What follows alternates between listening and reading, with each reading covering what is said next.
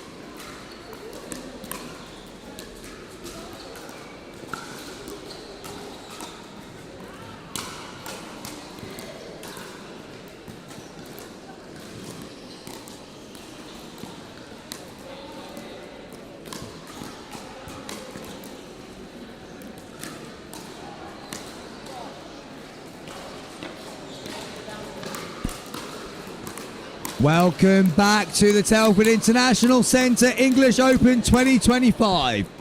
You are now on the knockout stream because we are into the round of 16 here in the Mixed Doubles Open Championship. And I get the pleasure, I being Chris Beaumont, to tell you who has made it through to the round of 16 and who are the fixtures. Sophia Sewing and Ryla DeHart will take on Megan Fudge and Jack Munro. What a top round of 16 game that is. Ava Cabateo and Freddie Powell will play Molly Nags and Rob Nunnery. Dominika Turkovic and Pep Kanyadel play Leah Talbot and Ronan Cameron. Molly O'Donoghue and Louis Laville will take on Alexa Schull and Aidan Schenk.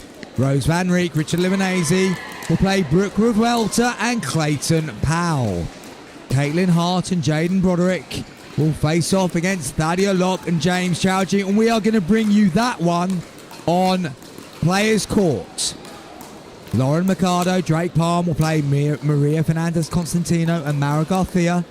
Isabella Nelson and Elliot Shook will play Mary Monson and Matthias Matisic. That is the round of 16 draw for the mixed doubles. As I said, the game that we will be bringing you live and exclusive on Players Court will be Caitlin Hart and Jaden Broderick against local favourites Thadia Locke and James Chowdhury. We are looking forward to that fixture immensely, and it will be coming to you soon here at the English Open 2025, brought to you by Elite Island Resorts and Antigua and Barbuda. Those of you that have been following the commentary so far will probably notice that my vocal cords do not sound as fresh as they did all the way back on Wednesday at 8 o'clock in the morning when I bounded up to the commentary desk looking forward to the action. Well, I'm still looking forward to the action, but the vocal cords are starting to fail me somewhat. So you won't be offended, I'm sure, if I just go and take a little step back, keep getting the Lemsip in, and as soon as this game is ready to get underway, we will let you know.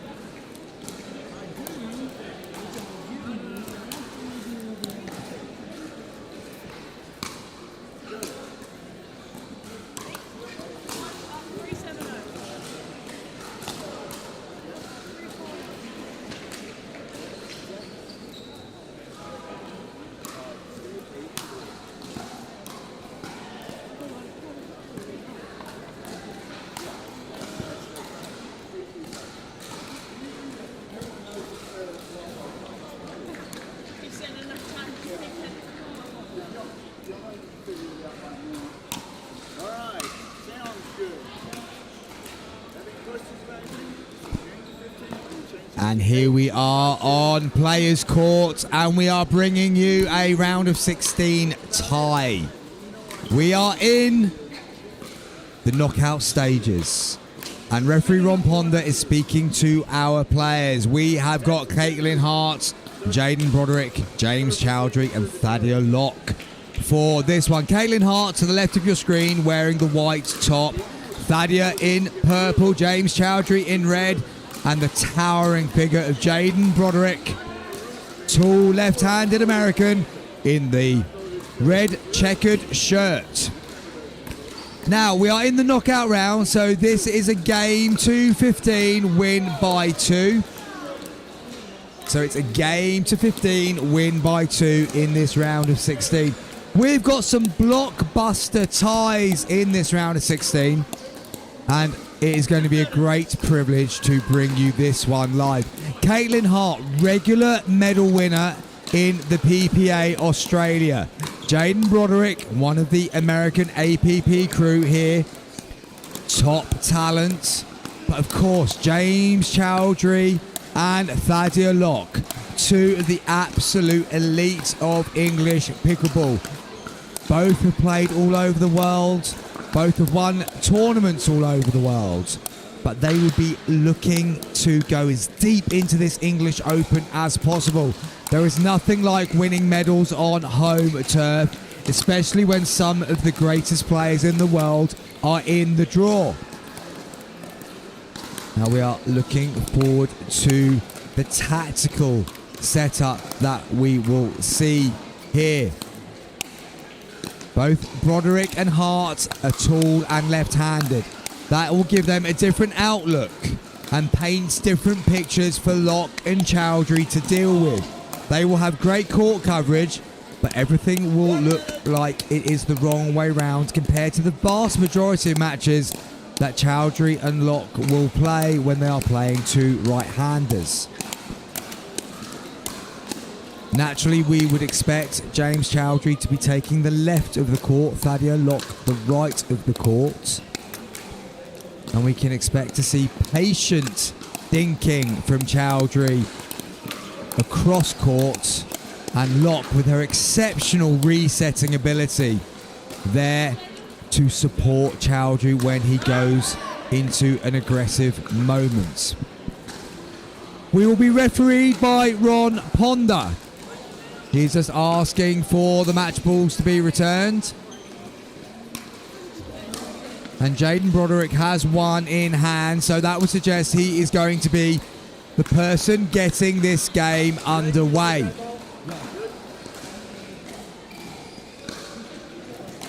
The action is now real.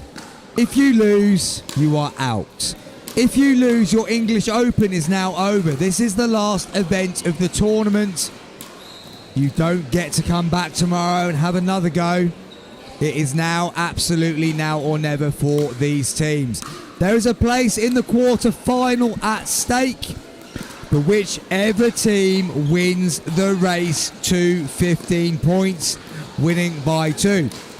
And just to give you an idea of who could await the winners, Rose Van Rijk, Richard Limonese or Brooke Revelta and Clayton Powell will be their quarter-final opponents. Jaden Broderick gets this round of 16 game underway. Locke goes fractionally long. Now we've got an interesting matchup here as Hart is playing left, Broderick is playing right, so we have the two male players likely to be face to face for the majority of this game. Not something we have seen so far in this tournament.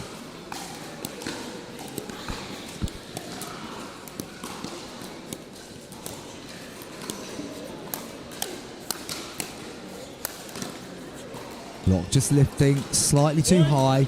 Broderick with his tall frame able to extend the arm, punch the volley down deep on court, and they've opened up a quick 2-0 lead.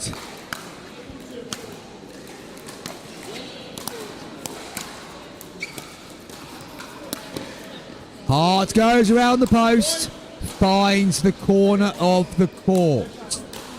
Chowdhury just a little bit too wide on that dink.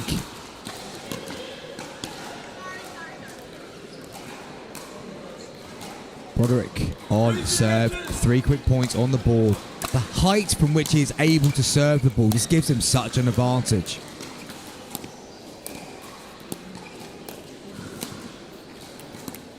Lock just wide. We have to hit the ball below the hip, paddle below the hip. Look at where Broderick's hips are. They are so much higher than anybody else on court. Different angle he's able to generate. Chowdhury comes central. Nutmegs Caitlin Hart. First opportunity for Chowdhury to control the middle of the court. Side out. Lock on serve. Chowdhury comes central, speeds up. Well dealt with by both Hart and Broderick. Chowdhury into the net. 0-4-2.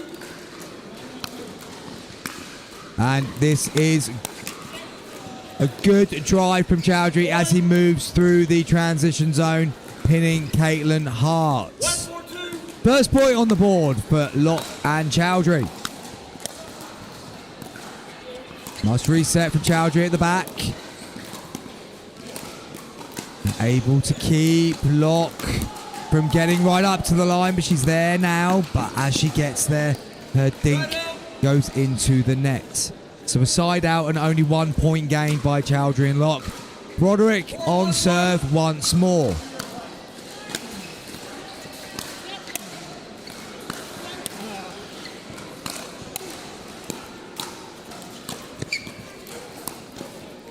Hart goes wide. Little bit of space left by Locke. Tempted Hart to try and exploit it, but she just missed the mark.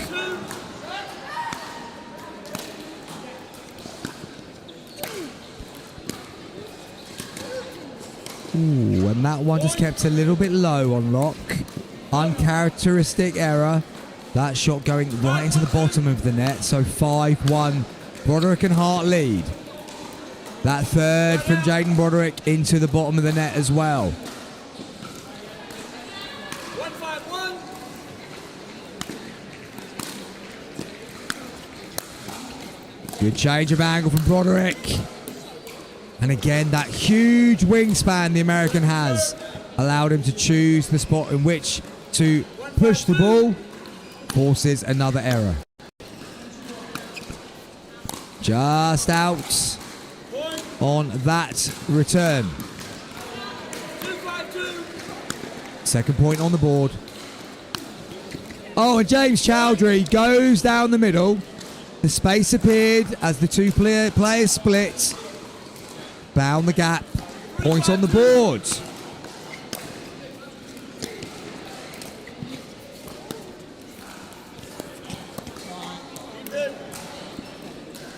Thaddeus Locke just getting a little bit of a kiss off the net.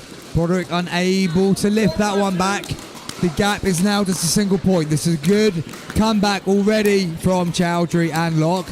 Hart pushes that one comfortably wide. And an easy 5th point collected by Thaddeus Locke on serve. And Broderick goes wide. Good speed up by Chowdhury, right into the body. Jam Broderick up. I'm sorry. Forgot what I was doing. Lost my mind. Here we go. 6-5-2. 6-5-2 called by Ron Ponder. Oh, and Locke looking to pin Hart. Misses her. Ball goes wide. 5-6-1.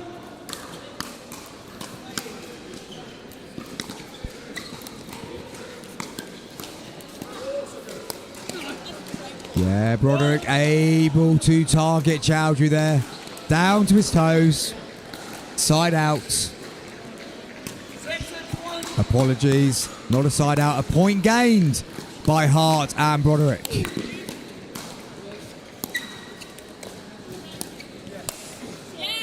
Broderick attacks Chowdhury.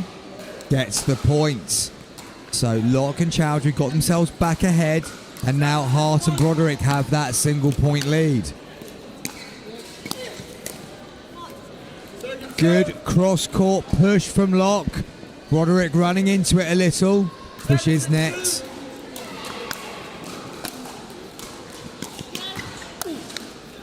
Good attack from Chowdhury. Broderick unable to defend. Side out. Chance for Locke and Chowdhury once again.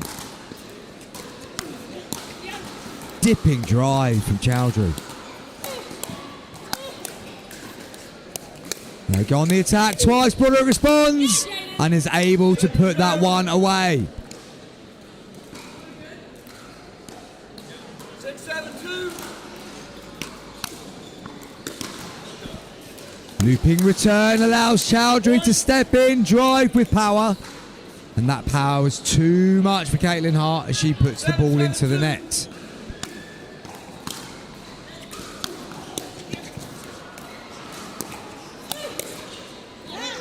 Good lead from Thadia Locke. Ball goes long. And it is Locke and Chowdhury, the local favourites, who lead by a single point as the players change end. This has been nip and tuck. Each team have had a little run of points, broken up into 4 spells, really. It was Hart and Broderick who raced ahead. Locke and Chowdhury got back into it. Hart and Broderick went again. And then Locke and Chowdhury responded, and it is they who lead at 8, which is the change events instigated. First to 15 win by 2 in this round of 16 match. Hart and Broderick just having a bit of a conversation. Chowdhury and Locke doing the same on your screen. Also just keeping moving, keeping the blood flowing. Chowdhury on serve. And there we can see the tall figure, Jaden Broderick. 8-7-2. Ready to receive. Broderick just taking an extra moment to wipe some sweat from his paddle handle. Chowdhury gets it off the net. And a point gained quickly after the change of ends. And that serve just kisses the net, lands in the non-volley zone area, which means it is short. And it is a side out. Hart and Broderick looking to close the gap of 2.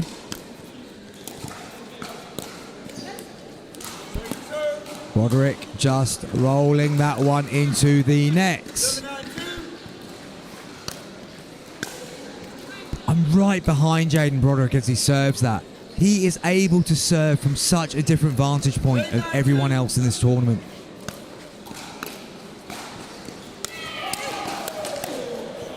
And he's straight on the attack again there.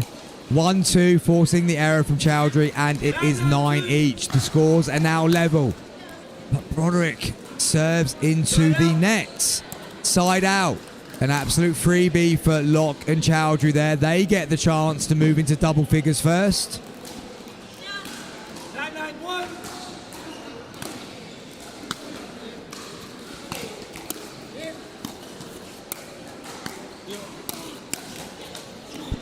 And with Locke at the back of the court, Chowdhury at the front, they were able to split the difference and force the error on James Chowdhury.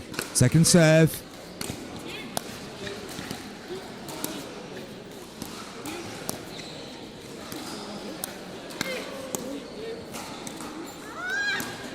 Locke lets out a cry of disappointment on that one.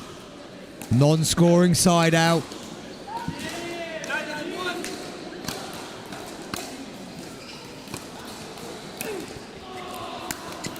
Big drive from Broderick, but it ends up in the net. Took a big stride into that one, swung through, but lost that element of control.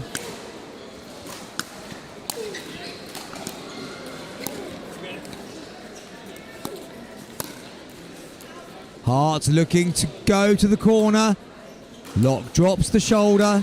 Ball goes out. Non-scoring side out once again. Here in this round of 16 clash. 9 apiece on 1. Chowdhury drives into the net. So Locke on the second serve still has the chance to move their score into double figures.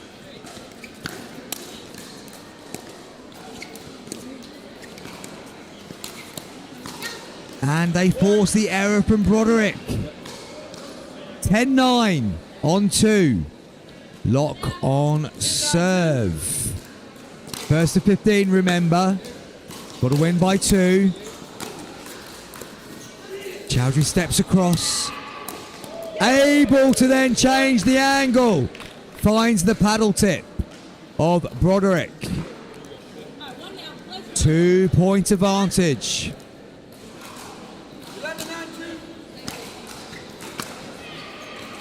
Chowdhury on the big drive. Hart clips the net. And it's Broderick who reaches in.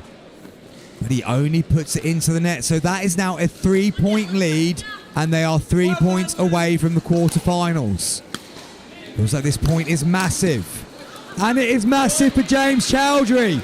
Hart looks to go across. Goes wide. So at 13-9 on 2. Hart and Broderick have called a time out. What are they going to come up with if they are going to find a way into the quarterfinal? Locke and Chowdhury are just 2 points away from the last 8. And they have had a good run of points in the last couple of minutes. 4 in a row. They won't need to change much. They just need to keep their composure. Can they force more errors from Broderick and Hart? 2 more errors and they will be in the quarterfinals. They've been in this position many times, Locke and Chowdhury. Broderick and Hart are back on court. It's going to be Broderick receiving the serve from Thaddeus Locke. 0 timeouts remaining, 1 timeout remaining. Time in, 13-9. One Ponder calls time in and we're off again. Locke lifts, Broderick slams it home. So it's a side out, which means Caitlin Hart is on serve.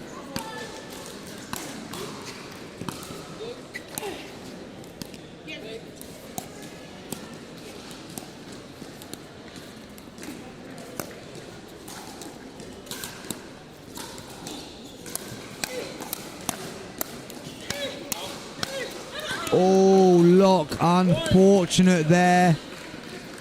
Turned into a hands battle. Locke's volley goes into the nets. Hart and Broderick move to 10.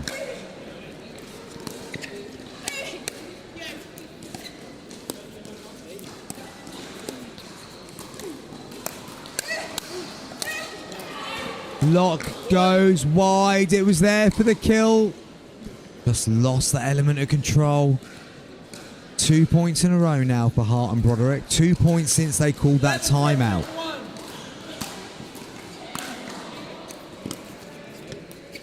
Lovely drop from Broderick. Gets him up to the line. Gets a bit of the net. In the air. Great reset from Locke. She's now at the back of the court. Can she get forward? No, she can't. That goes into the net. And it is now only 1 point in it. First to 15. It is 12-13-1. And it's this time Chowdhury and Locke who call a timeout. This is close. This round of 16 game is going deep. As I look around, most of the other round of 16 matches appear to have finished, other than the one on the show court behind me. Locke and Chowdhury need to find a way of stopping this run. Hart and Broderick have the momentum, but Locke and Chowdhury have the 1 point difference. They need to win the next 2 rallies, Locke and Chowdhury, to get the ball back in their hands and have the opportunity to serve this game out. Will they be able to do it, or will Hart and Broderick continue this run and close the game?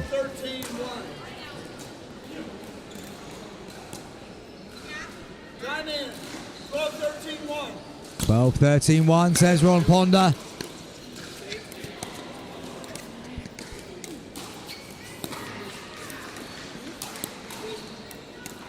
Not dinking middle.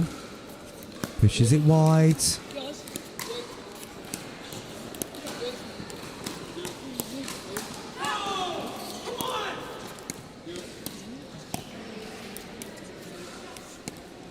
Crucial point in this round of 16 game. The ball's lifted by Locke. Broderick just sits on it and punches it home. The scores are tied at 13 each. First to 15 win by 2.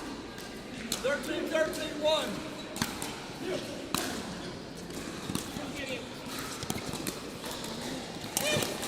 And Locke finally gets the opportunity to go on the attack. 13-13-2. This is a crucial rally coming up in this round of 16 game. Tweener. Chowdhury gets the angle. And almost sends Broderick flying through the advertising hoardings into the adjacent court. That was a big moment. The ball is back on the serve of Locke and Chowdhury. 13-13 on 1.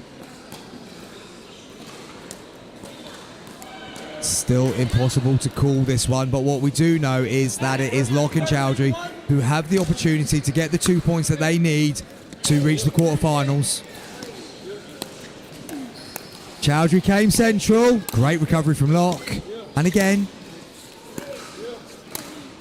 just getting pinned at the back. Great reset. Can she get forward? Chowdhury on the move. Oh, and how close was that for James Chowdhury? Kisses the net and just drops wide. He moved across. He went on the attack, but it's all ended in a second serve with Thaddeus Locke.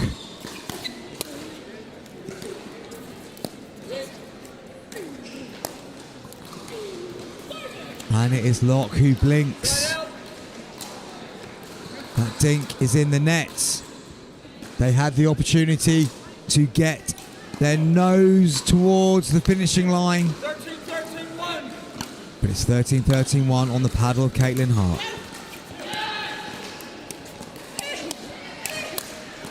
And Locke's aggression pays off on that occasion. But it's a second serve still for Broderick and Hart. 13-13-2.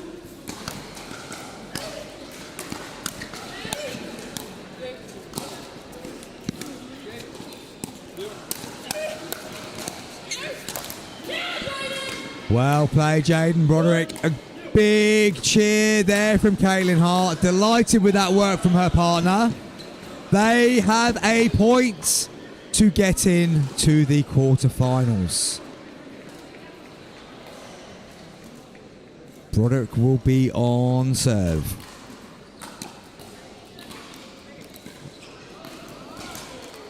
Can they close this out?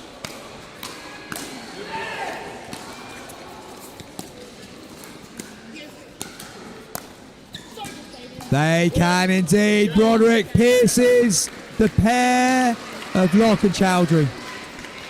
They win this game 15-13. It was a strong comeback from Hart and Broderick. Locke and Chowdhury led, but Hart and Broderick kept their nerve, worked their way back into it point by point, and they closed out at 15-13. They will take their place in the quarterfinals here in the mixed open. And I can tell you that they will play Rose Van Rijk and Richard Livanese, who moved past Brooke Revuelta and Clayton Powell 15-2 in their round of 16 game. What other scores do we have from the round of 16 so far? I can also tell you that Ava Gabateo and Freddie Powell beat Molly Nags and Rob Nunnery 15-7. And they are the only round of 16 games that I have the results for currently. So, Gabateo and Powell play the winners of Suing to Hart, Fudge and Munro. That game is currently going on court number 1. We're waiting for the results of Turkovic, Kanyadel, Torba and Cameron to be processed. Same with O'Donoghue, Laville, Schull and Schenk. And Mercado and Palm Constantino and Garcia, that result yet to come in yet either.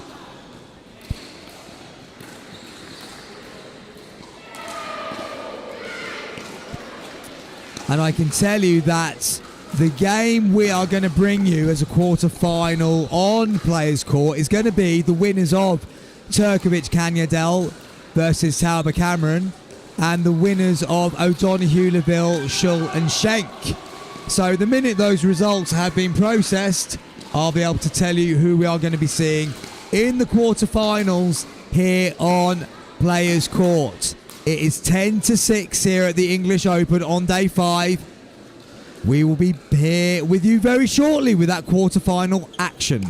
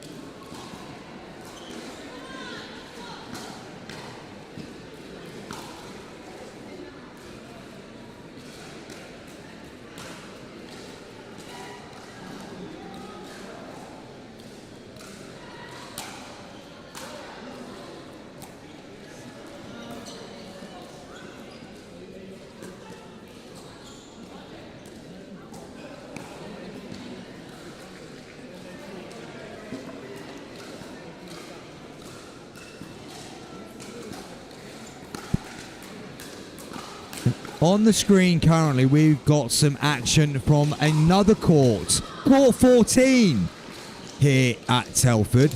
We are reaching the closing stages of the Open. Of course we are, but that does not mean that that is the only action taking place here.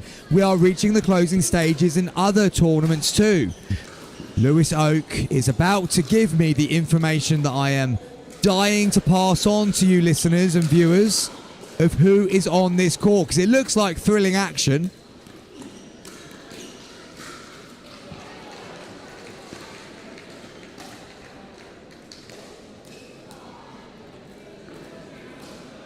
We know that one of them is Kath Thompson. Kath Thompson is the anchor that we are using to find out the game. And we are... this is an exclusive, folks. We are going to get a new voice on the microphone. You have heard about the exploits of Lewis Oak throughout the 5 days here at Telford. He's being asked to do 2 things at once at the moment. He's furiously scrolling through to find out the names that he himself is going to announce on the microphone before we all lose interest.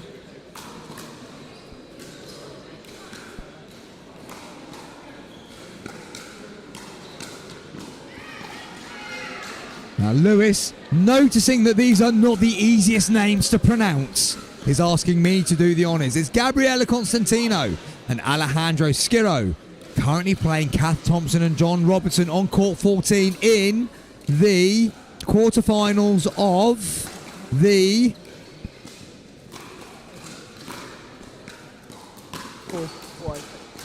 4.0 35 plus mixed doubles competition.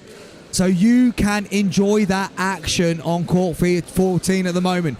I'm sure you won't mind if I just go and sit down for a moment. Enjoy this pickleball without me talking you through it. You've heard enough of me from the last few hours. Sometimes pickleball in silence is golden, and we're about to prove that theory.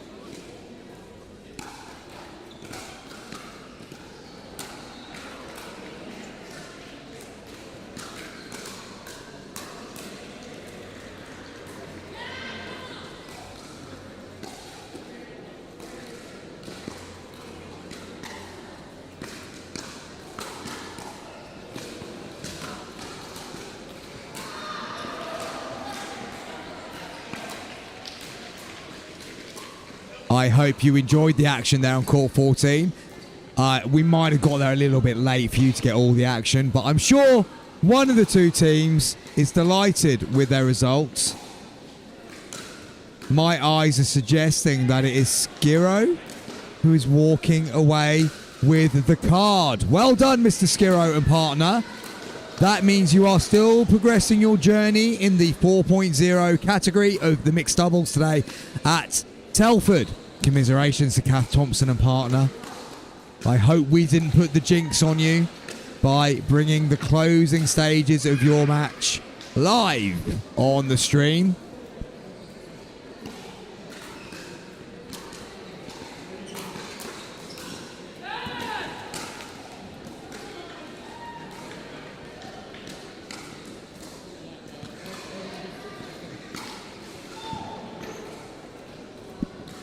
Now I can also tell you one of the two teams that will be joining us on court soon for the quarterfinal. Molly O'Donoghue and Louis Laville went down 16-14 to Alexa Schull and Aiden Schenk. What a game that must have been. But it is Schenk and Schull who have moved through to the quarterfinals. We are still waiting for the result of Turkovic and Kanyadel against Talbot and Cameron. I can also tell you in another 16-14 victory, Sophia Sewing and Ryla to Hart were on number one court against Fudge and Munro, and it is Fudge and Munro who have moved through to the quarterfinals. They won that one 16-14. They meet Cavateo and Freddie Powell in the quarters. Roos Van Reek and Richard Livanese will play Caitlin Hart and Jaden Broderick. And we are still none the wiser as to the other quarter-final. Mercado Palm, Constantino Garcia will play the winner of Nelson Schupp, Monson and Matisic. More as we have it live here from Telford.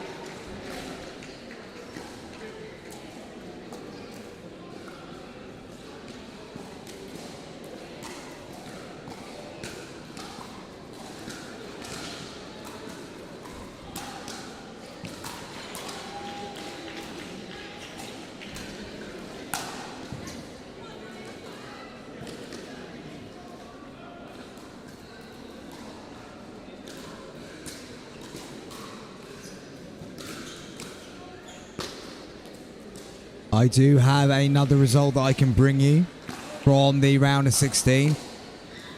It won't tell us who is playing next on this court, but it does tell us that Mary Monson and Matthias Matisik beat Isabella Nelson and Elliot Schupp 15-13.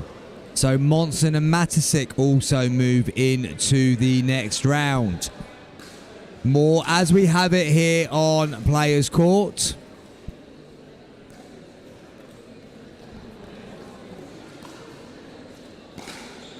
And as I say that, the result of Mercado Palm, Fernandez, Constantino Garcia has arrived hot off the press. And it was Mercado and Palm who took that one 15-13 as well. So they move into the quarterfinals where they will play Monson and Matisik. The results in the semis have been super close. Sorry, semis, talking about the round of 16. Have been so close, many of them, just a couple of points in them. 16-14 to Fudge and Monroe. 16-14 to Schull and Schenk.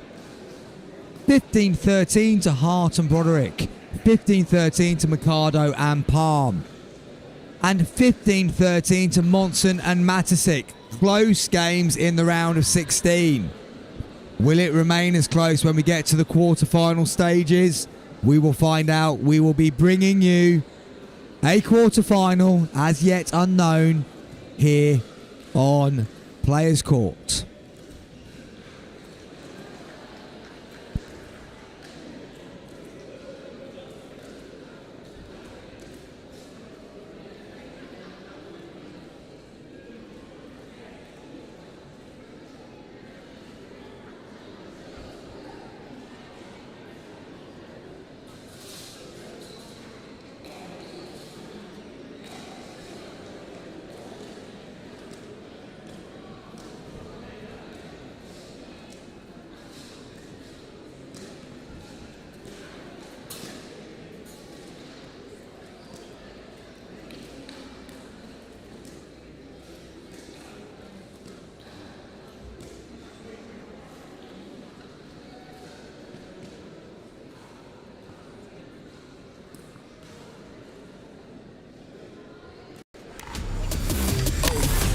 Timid, no, make him taste the underdog.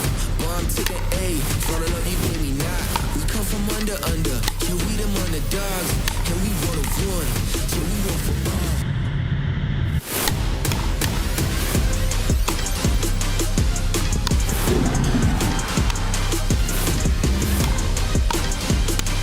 Come on, finish that.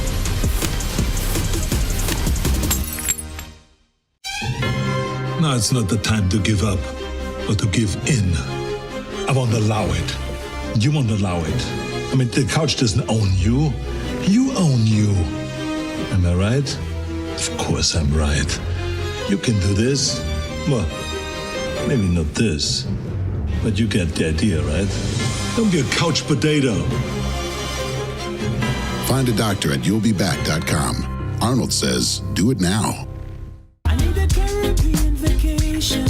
With my feet in the sand, Antigua gives me good vibrations. That's where I belong. Come feel the warmth and touch the blue sea. Now that's you and me. Whoa, whoa. Follow me. No reason why your footprints shouldn't be in the sand. Antigua's your destination. Here to have some fun.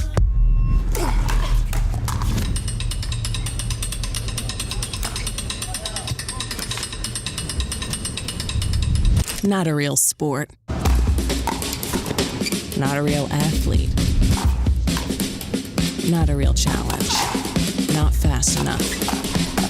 Not physical enough. Not exciting enough. Not a real battle. Not a real triumph.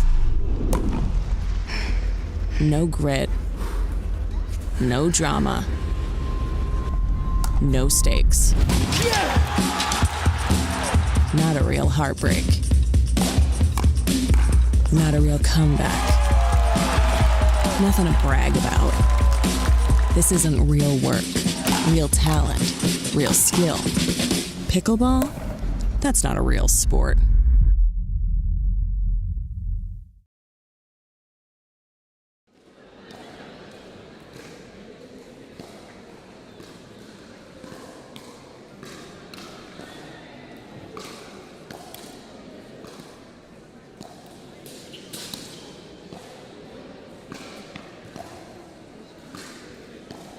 And we have the latest information for you.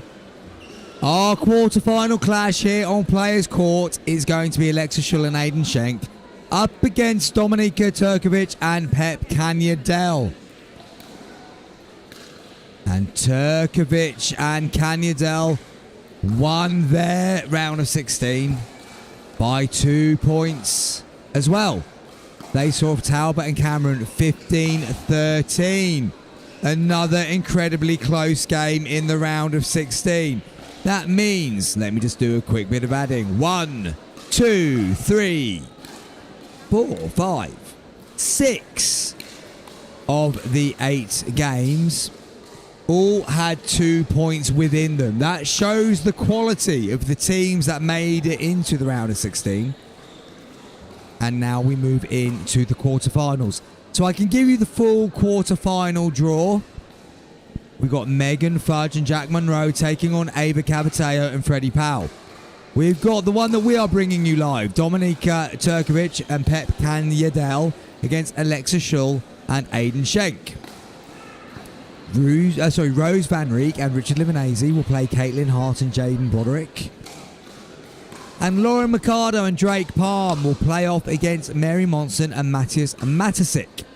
All of those teams are playing for a spot in the semi-finals. We are nearing the end of the action here, but we still have quarterfinals, semi-finals and finals to play in the mixed doubles open category. And the standard has been electric. What have all of the players got left in the tank? What can they bring to the party as we finish off this exceptional 5-day event that was and still is the English Open 2025, brought to you by Elite Island Resorts, Antigua and Barbuda.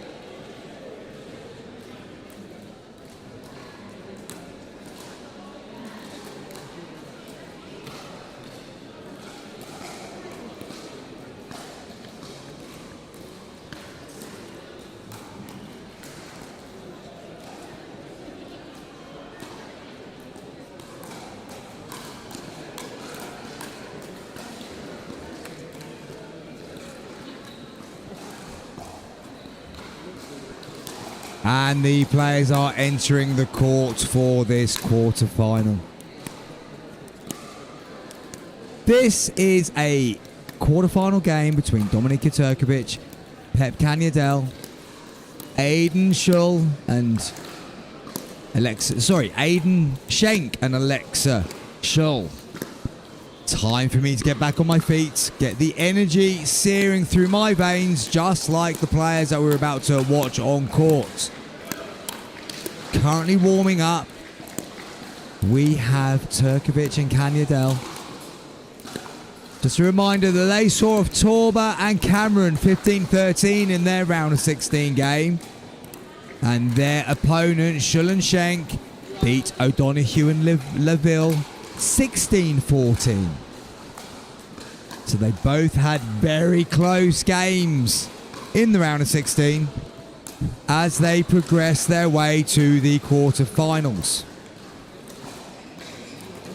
At the back of the court, we also have Schull and Schenk. They are to your left.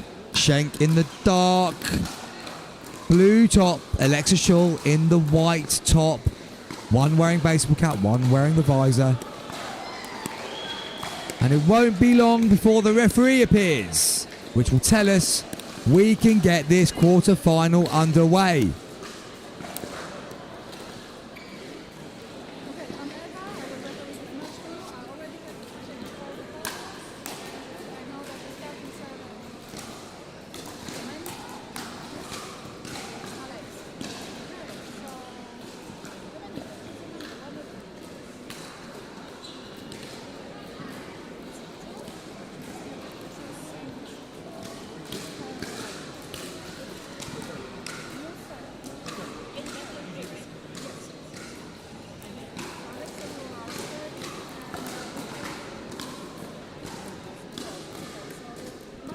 And the referee is going through the final checks for the players. This quarterfinal will be getting underway shortly. Kanyadel and Turkovic just moved back into warm-up. Schull and Schenk will be entering the court as well. Just to have a few little hits before the game commences. Referee just making sure the net is in the right position.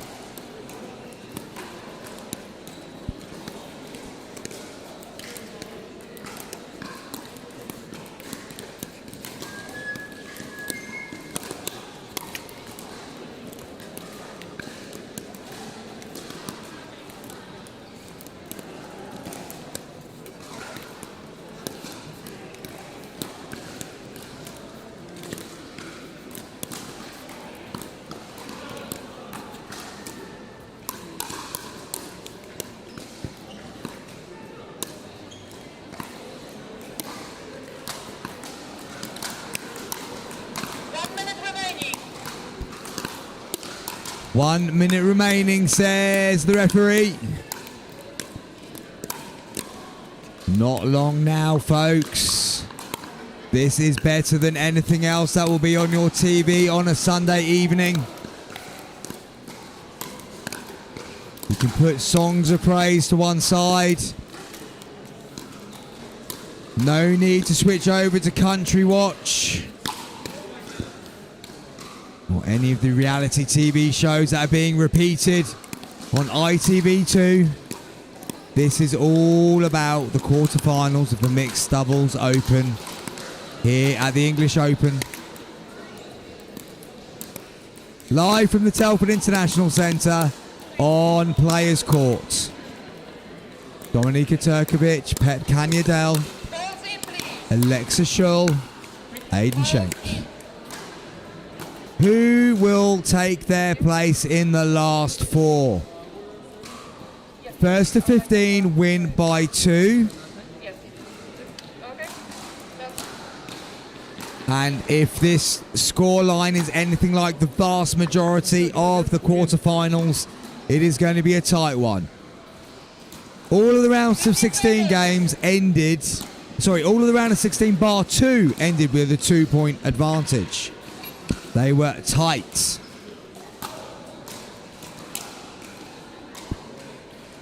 players that progressed are now just 2 games away from guaranteeing a medal at the English Open. Alexa Scholl's going to get us underway here. 0-0 on 2. 0-0-2. And off we go.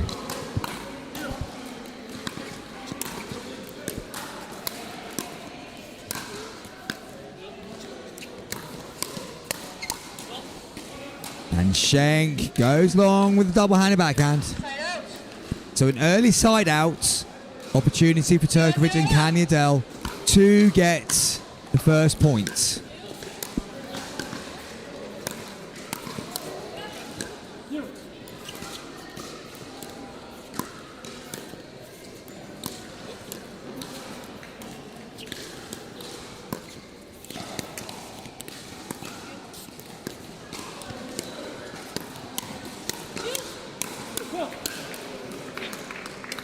Good long, patient thinking exchange. Then a hands battle ensued.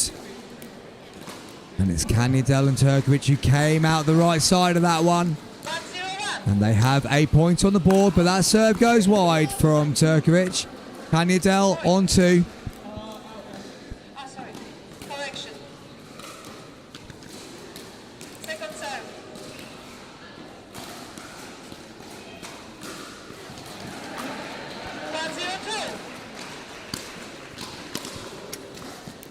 Kissing the net on the return there, Alexa Scholl. Scholl comes out on top in that battle with Pep Kanyadel. So side out. Scholl on serve.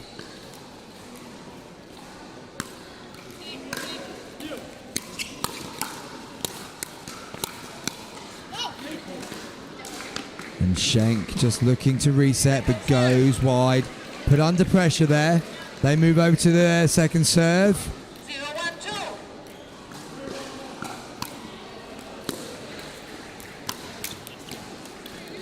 Drive into the net from Aiden Schenk.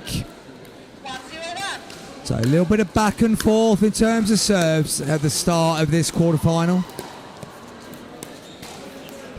And Scholl just dinking that one into the net. It's a point for Turkovic and Kanyadel. They get their second point. 2-0-1. And that third just goes into the net from Pep Kanyadel. 2-0-2.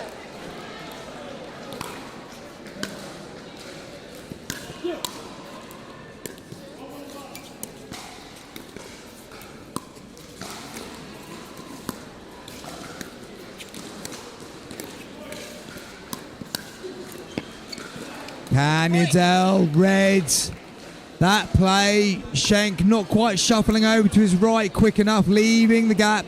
Kanyadel sees the opportunity to get their third point on the board.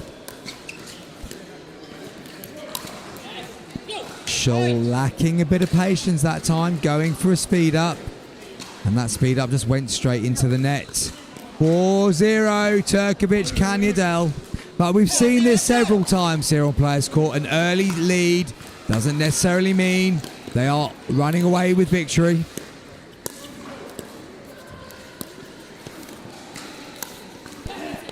And a good move across the court from Schenk.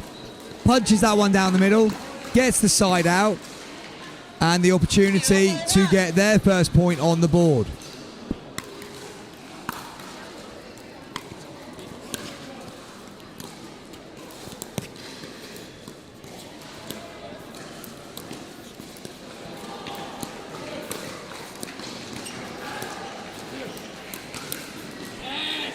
It's the second time Scholl's looked to speed up to Kanyadel. The first one went into the net. The second one went onto the paddle of Kanyadel, and he just repelled it back straight past her. 0-4-2. So it is over to the second serve of Aiden Schenk. Oh, Alexa Scholl that time. Good body position. Whips the forehand volley across court. Into the corner. And they have their first point on the board. This is a chance for them to start moving in this game.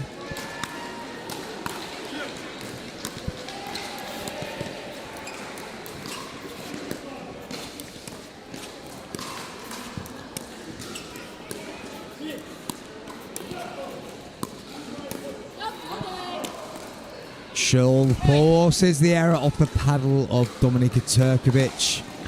They're now just starting to establish themselves in this quarterfinal. They've got 2 points on the board. Opportunity to get the third.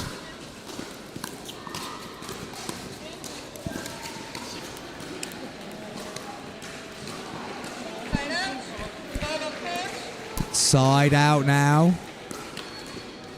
Just a nice little run though from Schull and Schenk just to get themselves going. Opportunity for Turkovic and Kanyadel to extend their lead.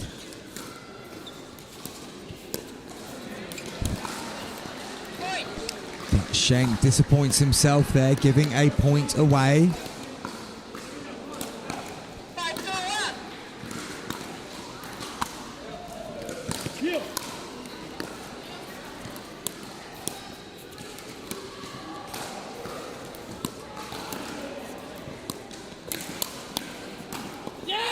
And again, Schull looks to attack on Kanyadel. And again, Kanyadel comes out victorious in that little exchange.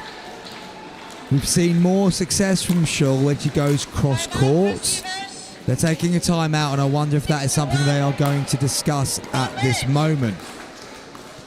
It isn't working. Speeding up to Kanyadel. He is more than equal to that so far. Will Schenk and Schull change their approach? Or will they just look to do plan A better?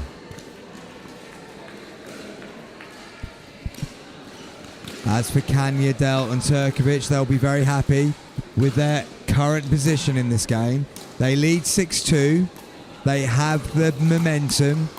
They're winning the important exchanges at the moment. But that could change very quickly, of course. We have seen games in this position up all along this tournament. 15 seconds. Remaining timeout. And we then see things change really, really quickly. Schull and Schenk will be hoping this is one of those times. Turkovic on serve.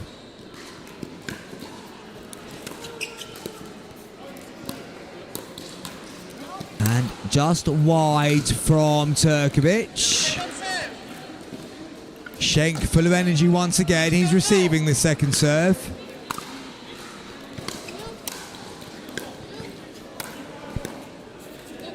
And a mistake forced on Turkovic. Schull and Schenk have the side out.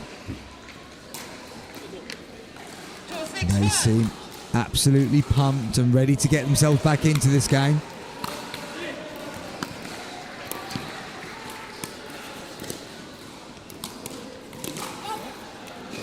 That was a little bit low for Kanyadel to go on the attack there. Good bit of play from Schenk, forcing the error there.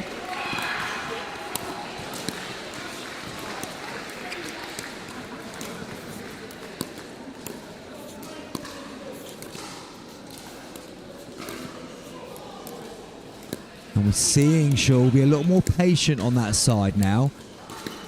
A couple of previous exchanges, she would have sped up onto Kanyadel. This time they remain in the dink, and this time they get the error. So there is a slower approach to this game now from Schenk and Schull. That one just going into the net. It'll still be a second serve though. 2-point difference in this quarter-final.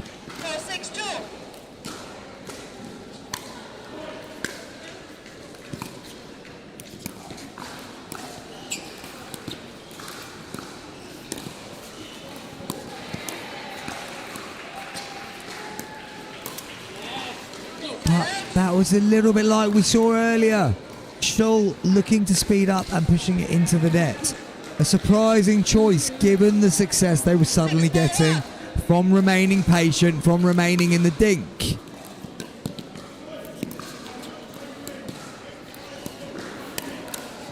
Good reactions from Schenk, but to no avail as Schull pushes that one long.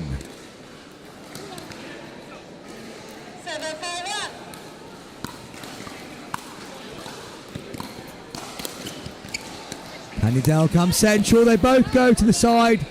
And they're both in the perfect position to see that ball go wide. 4 eyes are better than 2 when making a line call.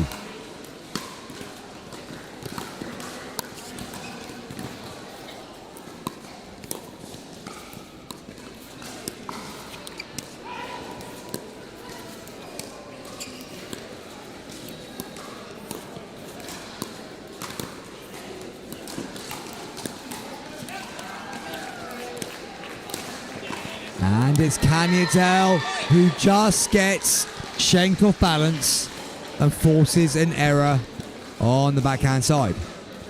Cannondale Turkovic lead this game 9-4.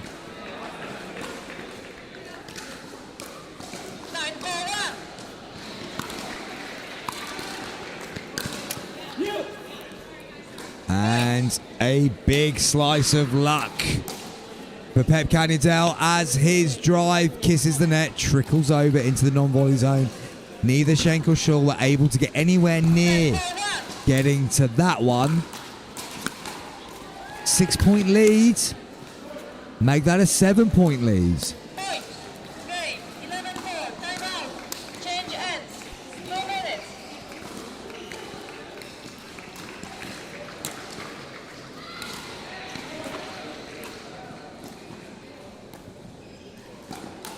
So this game is a best of 3, and Turkovic and Cannondale have taken that game. Still opportunity for Schull and Schenk to get back into it.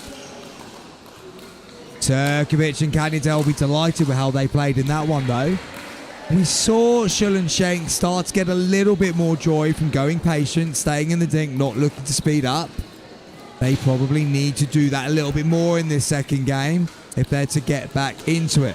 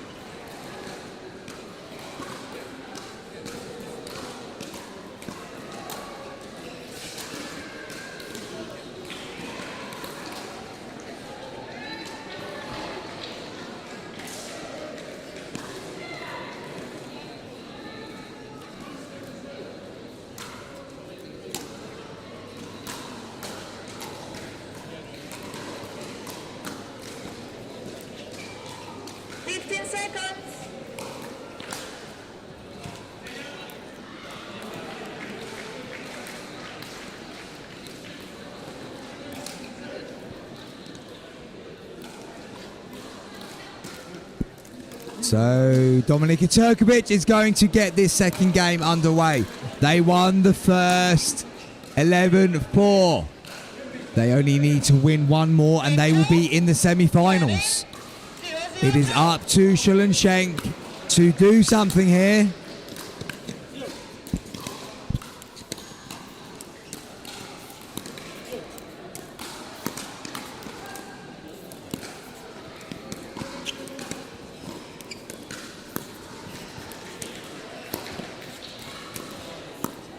That ball's in the air and it is pounced on by Aiden Schenk. That gets them the early side out and will give them confidence. Again, the patient game paying dividends. Didn't look to speed up, didn't look to go too soon. Waited for the mistake and then punished it.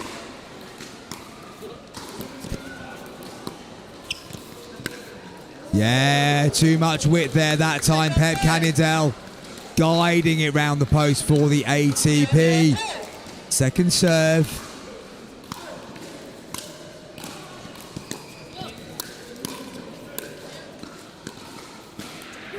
Good pressure again from Cannondale. Gets the ball back onto their service. Straight away without any damage. Non-scoring side out.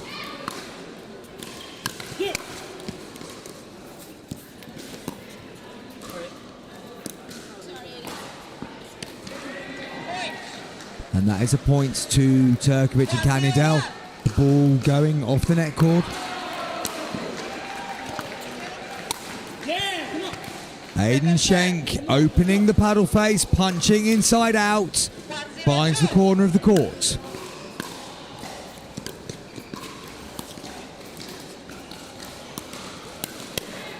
Oh, good hands from Alexa Schull. Kanidel went on the attack. Schull was sitting on that backhand. And she has punched that ball down the line. Side out. Opportunity for Schull and Schenk.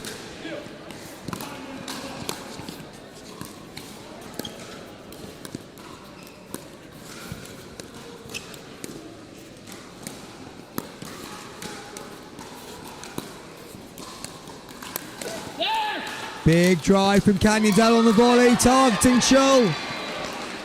And he gets the rally in his favour, and it's a second serve.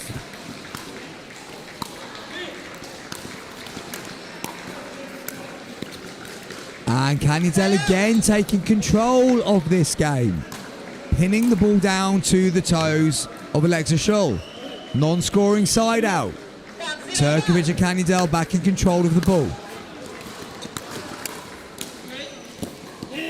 Good soft hands that time from Alexa Schull. Dropping it short. Turkovic unable to move to it quickly enough.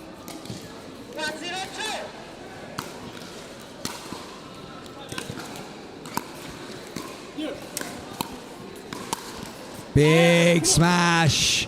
Aiden Schenk leaping through the air. Inside out once again. Going across court.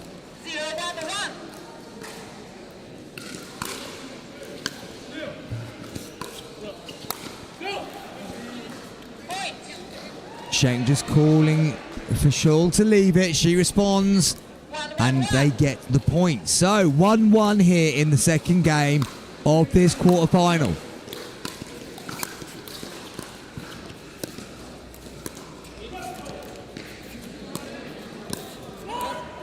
Mistake from Kanidel. Second point on the board for Schenk and Schull. Again, patience. Patience is working for them.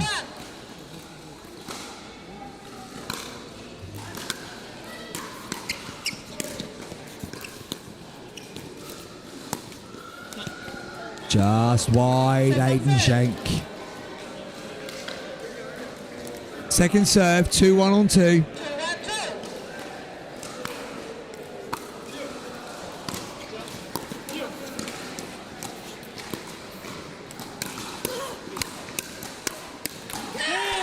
Alexa Schull giving that everything. Great double-handed backhand, speed up. Great counter. And she comes out on top of that hands battle. It is a third point. They have a 2-point advantage now. They'll want to keep pushing on here. They need this game if they're going to stay in the tournament.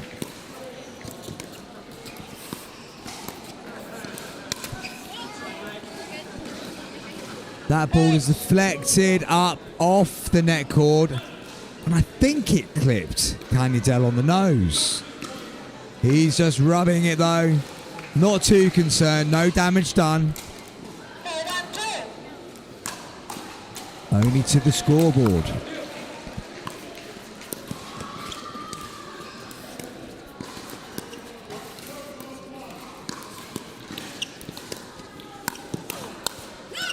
Good response from Dominika Turkovic. She's able to counter-attack. And Schenk pulls it wide. So an important side out here on players' court. Speed up tags Alexa Schull. The second point on the board for Turkovic and Kanidel in this game. Are they going to start making a move?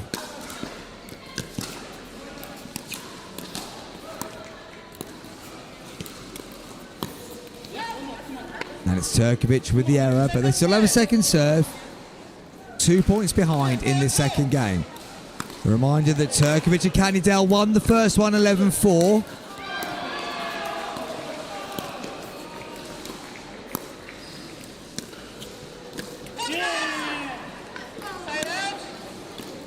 foot fault and error. Which one comes first? Well, it's the foot fault. That is the first mistake in that. So that is the thing that is called. Ball's in the air. Great reset from Schull. Ball's in the air again. And one more time. And it's this time Turkovic slams it down the middle. Well, looking to get the ball back as quickly as possible to give themselves a chance to close this gap.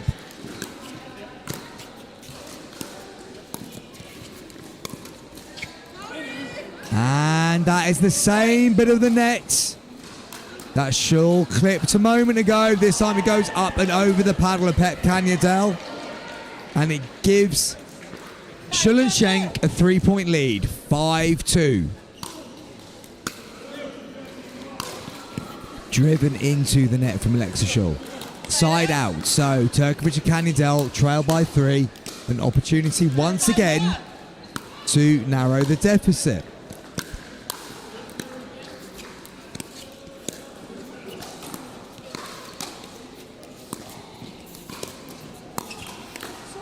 That is nice play from Aiden Schenk. He was moving Canyadel from side to side, then pinned him down to the backhand, right down, jamming the paddle on the floor. Second serve. Go short. Comes off the net cord, lands in the no-volley zone. Chance for Schenk and Schull to add more points to their tally. That one is left by Turkovic. The ball goes wide. Second serve. No consistent run of points for a while for either team. Very back and forth in this second game.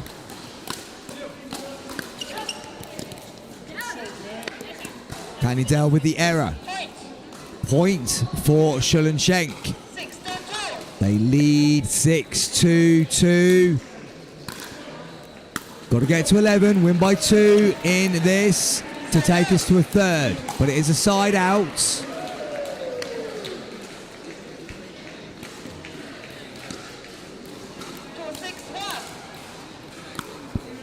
Turkovic serves.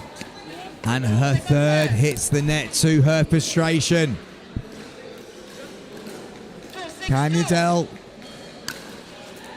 goes deep.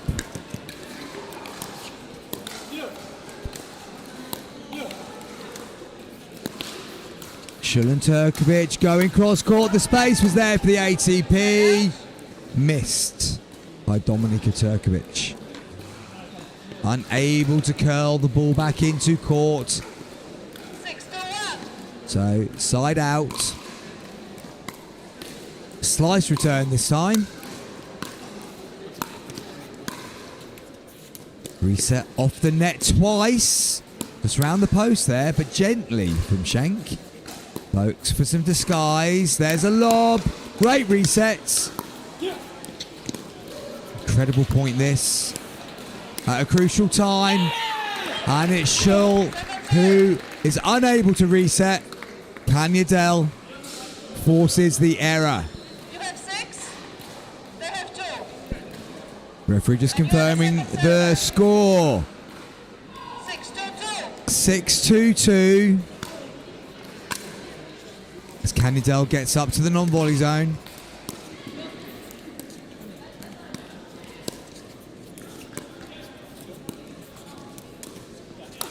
Oh, and Turkovic just lent into that volley. Punches it into the nets. 7-2-2 on the serve of Schull and Schenk. Turkovic goes down the line. Schenk stretching. Punches high and wide. 2-7-1.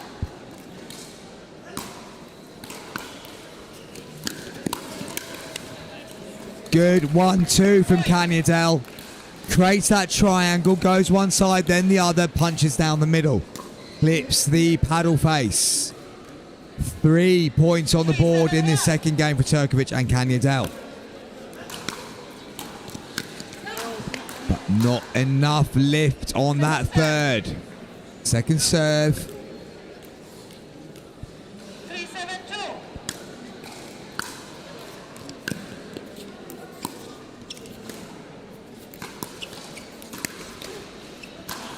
Speed up off the finger of Schull. Goes wide.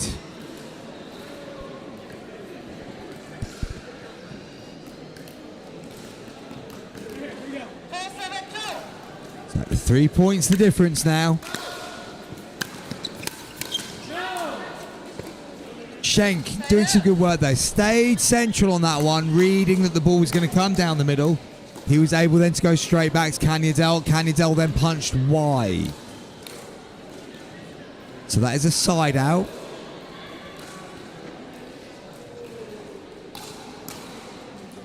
Schull and Schenk are in the lead. They need to win this second game to stay in the tournament.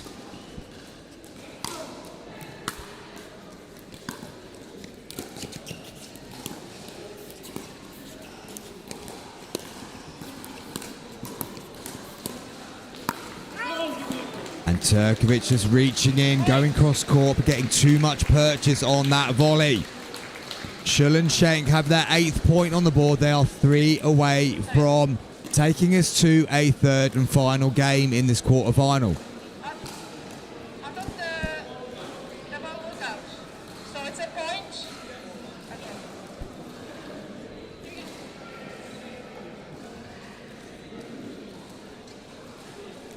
8-4-1. 8-4-1, call from the referee.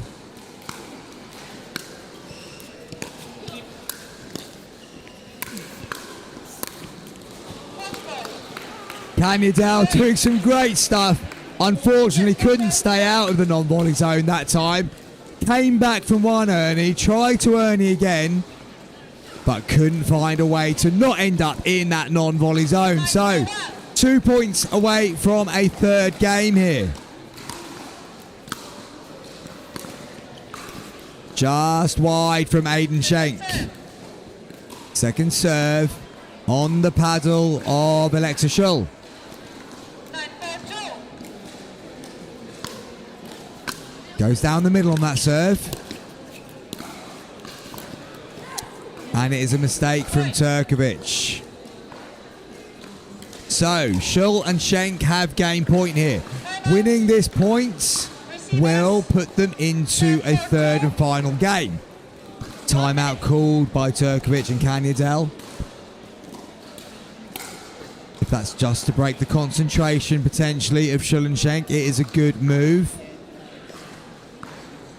Turkovic and Canyadel took this first game 11-4. Schull and Schenk lead 10-4 in the second. They will have an opportunity to serve for the game after this timeout. And of course, if they win the next point, they will take it to a third and final game for a place in the semi-final.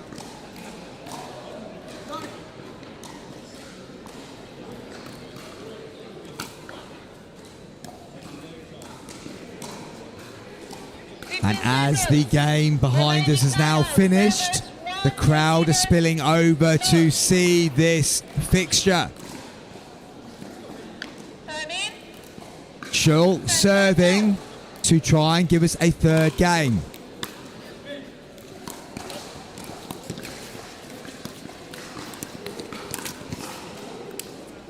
Schenk coming all the way across there. Stretching. Unable to complete his move. So, side out. Turkovic and Canyadel on serve.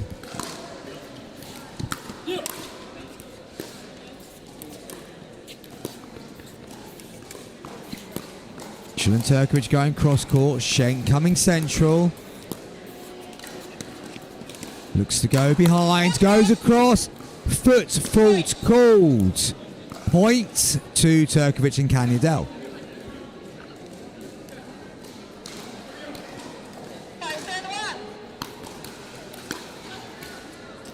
And that return goes long. So they have chipped a couple of points away at 6-10.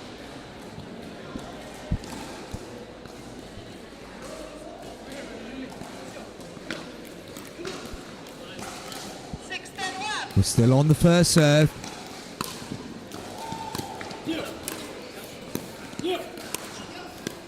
Schull pushing. Cannondale back, but he's up at the line. He goes for the speed up. Schenk drops the shoulder. The ball goes long. Second serve. Second serve.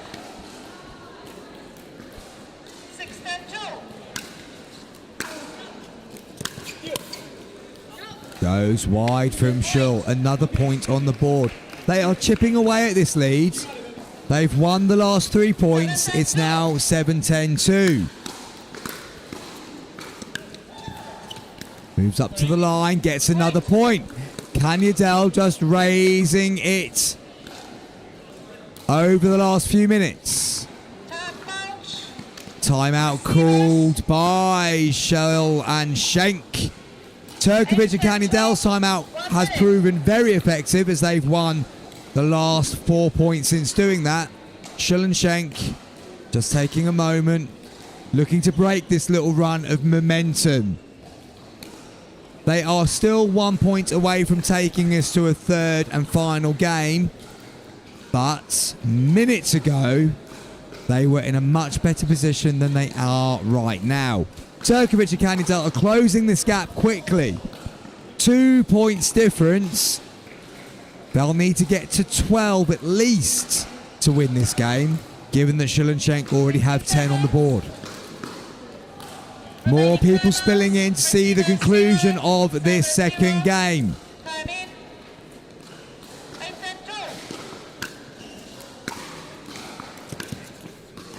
That goes wide from Cannondale. So Schull and Schenk will have 2 opportunities now on serve to get that all-important 11th point.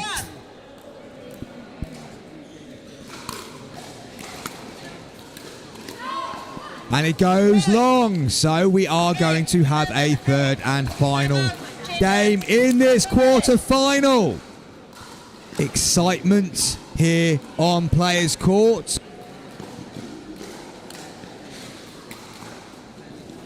And I can tell you some results from the quarter-final so far. Megan Fudge and Jack Monroe beat Ava Cabateo and Freddie Powell 11-2, 11-5. They are in the semi-finals where they will play the winners of this game that we are bringing you right now on Players Court. At the bottom end of the draw, Lauren Mercado and Drake Palm saw Mary Monson and Matthias Matasik 11-4, 11-4. They will play the winners of Rose Van Rijk and Richard Limonese against Caitlin Hart and Jaden Broderick, which is currently still going on. We are closer and closer to knowing who the semi-finalists are going to be in the mixed doubles. But the action we are focusing on here on Players Court is going to be the third and final game between Dominika Turkovic, Pep Cannondale, Alexa Schull and Aiden Schenk. 11-4 to Turkovic Cannondale, 11-8 to Schull and Schenk. All to play for here on Players Court at the English Open 2025, brought to you by Lee Island Resorts, Antigua and Barbuda. This third game will shortly be getting underway. It could go either way. It has been a bit of a seesaw game so far.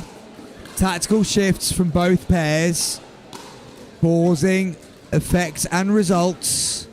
And the result that we have is that it's a third game. First to 11, win by 2. And if you do that, you will be in the semi-final playing Megan Fudge and Jack Monroe. Game 3, change ends at 6, time in 0-0-2. This one is underway once again.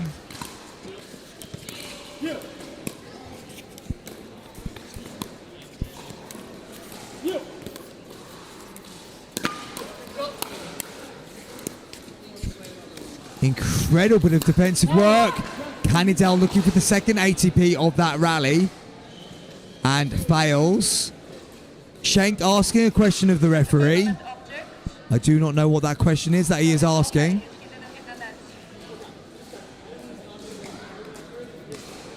Either way, It is a point on the board for Schenk and Schull.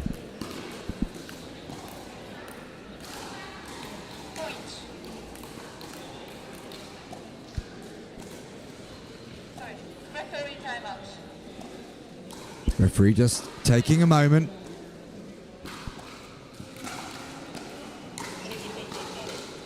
Another question being asked. Unable to really tell you what is happening here. Alexa Schull and Aiden Schenk just jumping around at the back of the court, keen to move on with the action.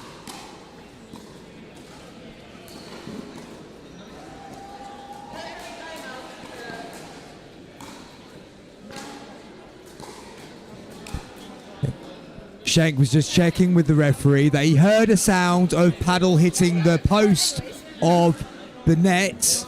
They won the point anyway, but he was just asking for future, looking to really update himself on the rules of pickleball mid-game. Caused a little bit of delay here as the referee's gone away to confirm that unusual situation with a senior ref.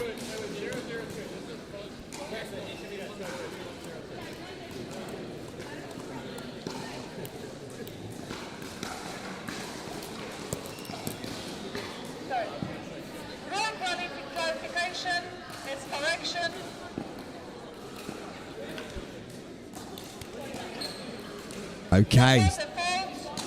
So the fault is actually then called, but there's still the same outcome of the point being to Schenk and Schull. We are back in play in this third and final game. 1-0-2.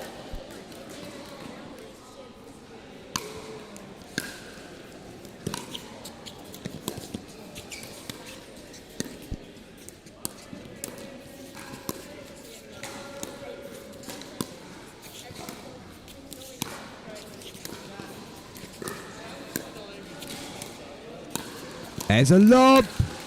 Oh, and well done, Aiden Schenk. He reached it. He put it down to the toes of Pep Canyadel, and he lifted that into the net. 2-0-2. 2 quick points on the board for Schenk and Schull at the start of this third and final game.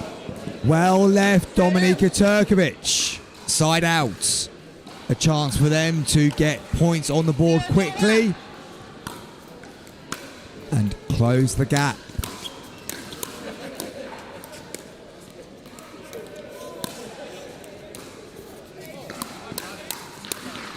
Good hands, Pep Canyadel. The ball was sped up, a little bit like we saw in the first game. Looking to speed up on Canyadel, and the results were the same as in the first game. He wins that exchange. Big drive from Canyadel, clips the net and clips Alexa Schull. So that 2-point lead Schull and Schenk generated has quickly disappeared. It is 2-2. And it's still on the first serve. Drop from Canyadel, pushes Schull back. And she then looks to go cross-court on that volley. Doesn't execute it. So another point picked up by Canyadel and Turkovic. 3-2-1.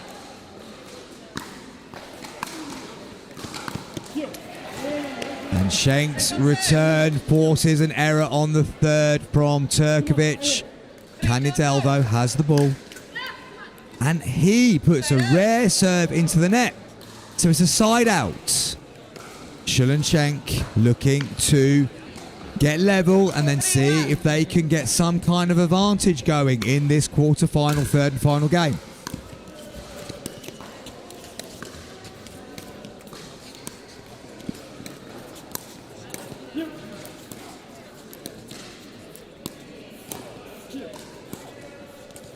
Cross-court exchange. Speed up on Canyadel. And again, Canyadel wins that battle. Schull looks to speed up to Pep Canyadel once more. And once more, Pep Canyadel wins that little face-to-face. 2-3 on 2. 2-3-2. Schenk serving.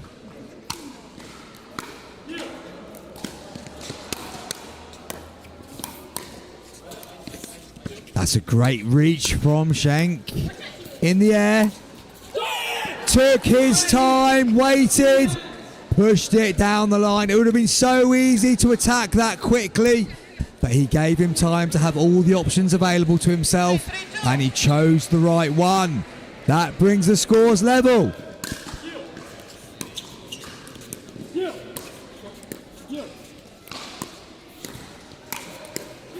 It's in the air again. Great get. Kanyadel and Turkovic. They're all at the line again.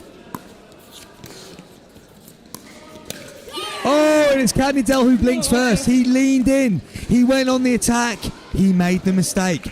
We can see again that when Schull and Schenk stay in the dink, they come out on top. Patience will be what takes the American pair through to the semi-final.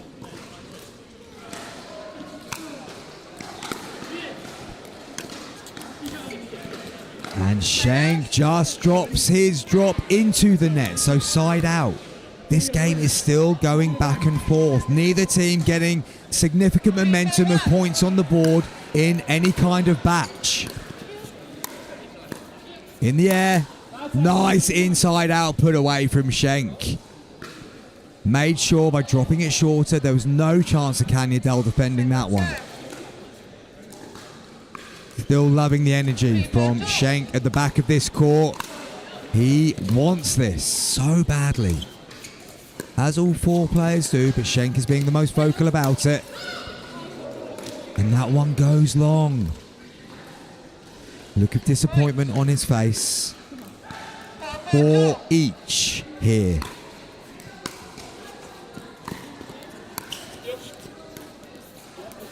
And Turkovic makes the error. Side out.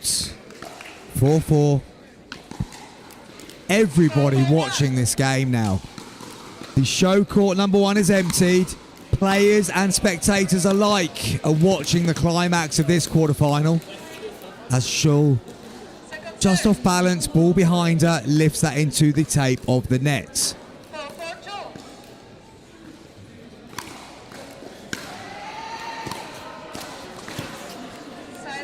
And that goes into the net as well. So a non-scoring side out for Schull and Schenk at a critical stage.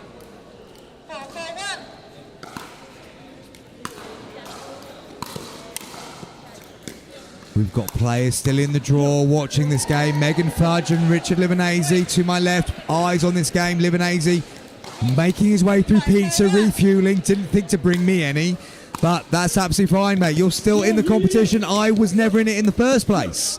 That doesn't make me any less hungry.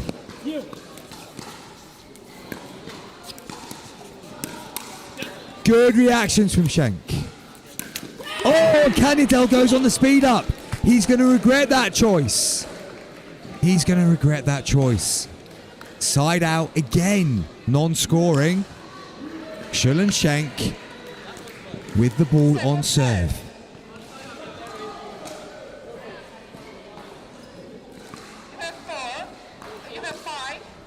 Score is 4-4.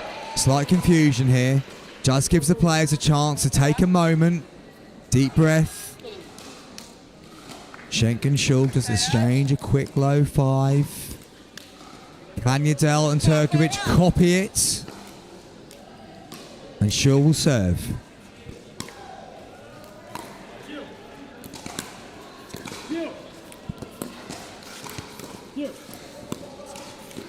Here we go, patient thinking. Speed up again. Kanyadel responds. Look close to the line. The game continues. There's a lob, and it's a good one from Schull. And we have the first tumble through the hoardings of the day. David Youngs was the first to do that on the first day of action. Pep Kanyadel has also disappeared. We will just take a moment. Whilst everything gets put back in place, nobody is hurt. That was a fantastic lob from Alexa Schull. Kept it deep to the line, but kept it in the court. Kanyadel doing everything he can to chase to the back. Tried to get it back up and over, and in doing so, disappeared through the advertising hoardings. There you go, Elite Island Resorts. All eyes are on your advertising as we speak. You'll be delighted with that, I'm sure. It will be a viral moment. But what moment are we going to get next? That was the point to Schulenschenk. They are on serve, 5-4 ahead. Go Central this time.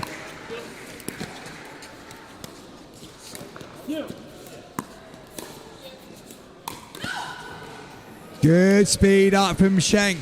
The difference being that time, the different angle. Canyadell's been able to read the ones coming straight from Schul and has dealt with those. Schenk had a different angle of attack there. Jams Canyadell up. The ball flies out of the court. It is 6-4 in this third and final game.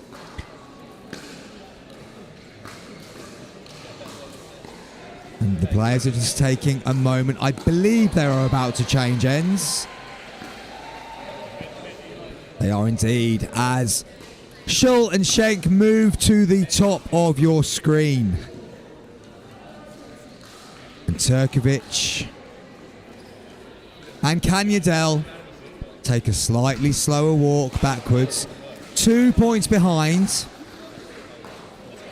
Jack Monroe has joined doubles partner Megan Fudge. They are watching this game with interest because they will be playing the winners in the semi-final.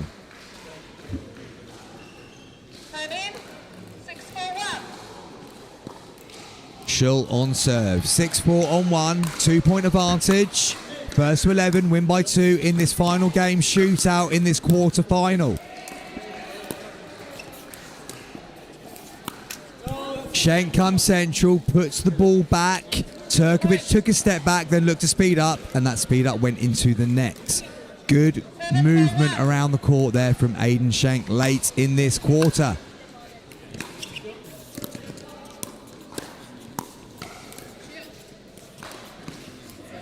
And that dink goes into the net from Aiden Schenk.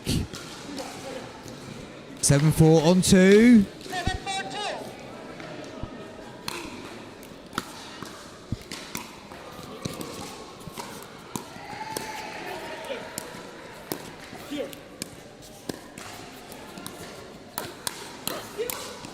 Good hand speed from Aiden Schenk. He was established at the line. His hands were fast. And the ball goes into the corner of the court. They now have a 4-point advantage. And more importantly, the big momentum shift as they look to close this out. 3 more points needed.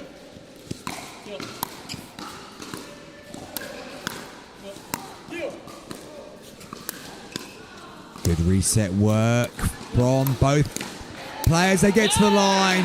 Schul unable to get into position as Canyadell nutmegs her with that put away volley.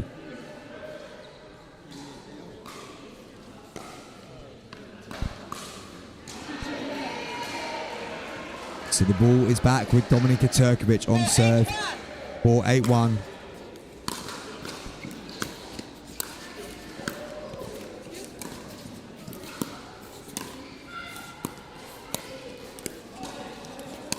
Speed up, defended. Back into the cross-court dinks. And Canyadell stepped in, drove to the backhand of Schul. Schul's backhand ended in the net. A 5th point on the board for Turkovic and Canyadell. They still trade by 3 in this third and final game.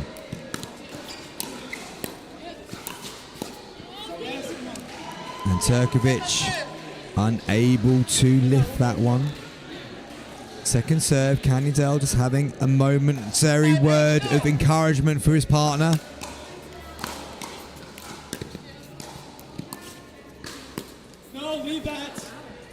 Schenk saying to leave it.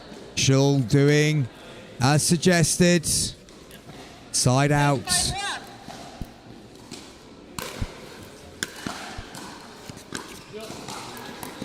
Turkovic taking that step back again.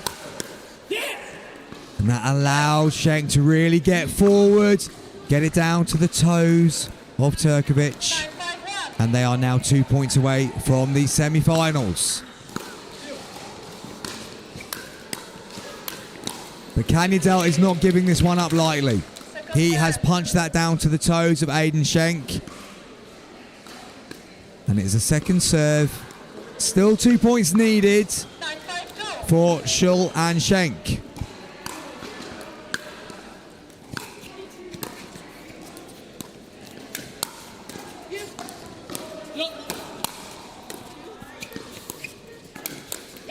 And that was one reset too many for Aiden Schenk.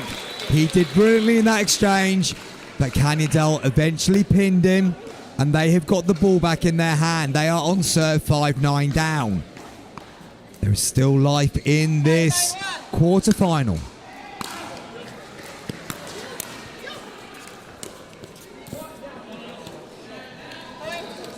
Called in by Schenk. Good angle from Cannondale. 6 points on the board. 9-1.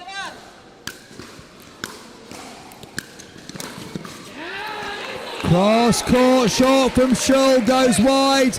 Cannondale gets vocal. Goes to take a wipe of his towel. He's still on serve. Receivers, Timeout called by Schenk and Schull. 1 minute. 1 minute.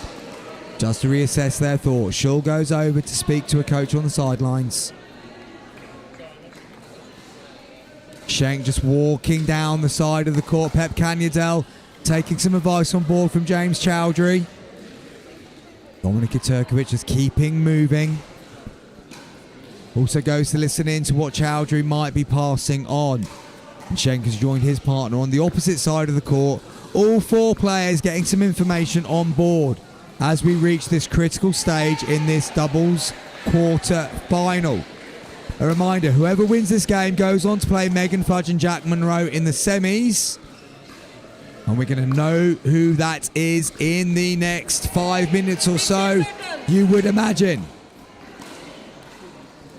Remaining timeout. This game has had a little bit of everything. Patient thinking, hands battles, players going through the advertising hoardings. What else could you ask for in this quarter final? Let's see how it ends up.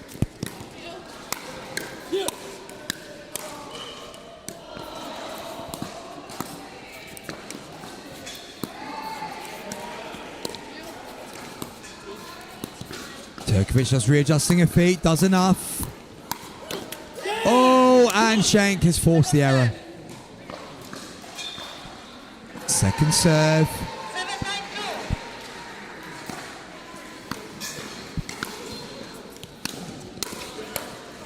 7-9-2. And that's a well-judged leave from Schenk. Ball flying over his shoulder.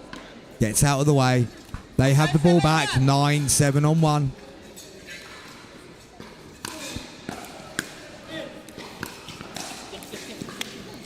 Mistake from Schenk on the third. Cannondale and Turkovic still bouncing around every time something goes their way, and they need a few more things to still go their way at the end of this game. But it is not over yet. There is still life for them if they can just get the ball back in their hand on this occasion.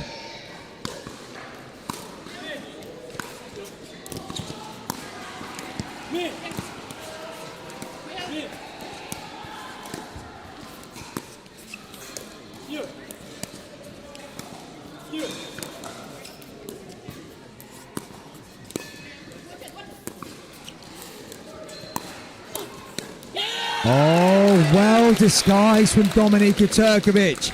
She held her position, she played it late, and she got the error she was looking for. They are back on serve, 2 points behind. And Schull pulls that two-hander wide as well. Suddenly, the momentum is shifted back in the favour of Turkovic and Cannondale. They are 1 point behind, but it feels like they could make a move now. And as I say that, Cannondale just misses that drive. Clips the net, but they still have a second serve.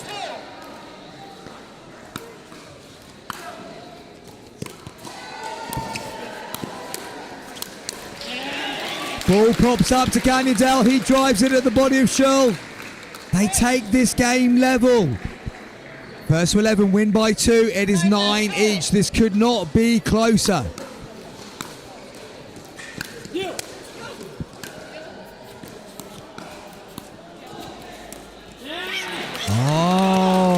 Schenk with the error. He looks down at the court in disappointment. We have game point to Turkovic and Kanyadel. They have the first opportunity to get themselves into this semi.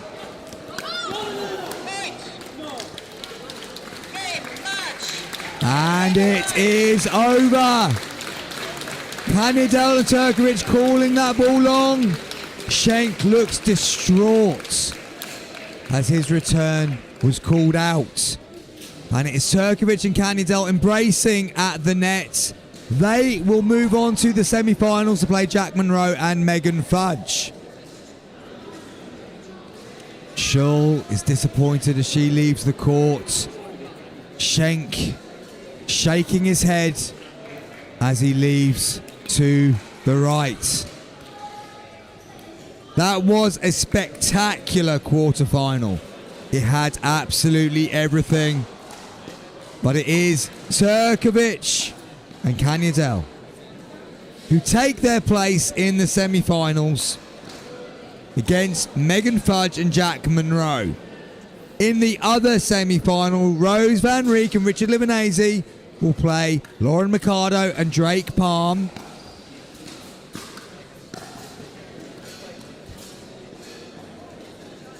And that is the semi-final I am going to bring you live and exclusively from Players Court. That is Rose Van Rieck, Richard Libanese versus Lauren Mercado and Drake Palm will be here on this court very, very soon. The players have been waiting for that epic quarter-final to come to an end.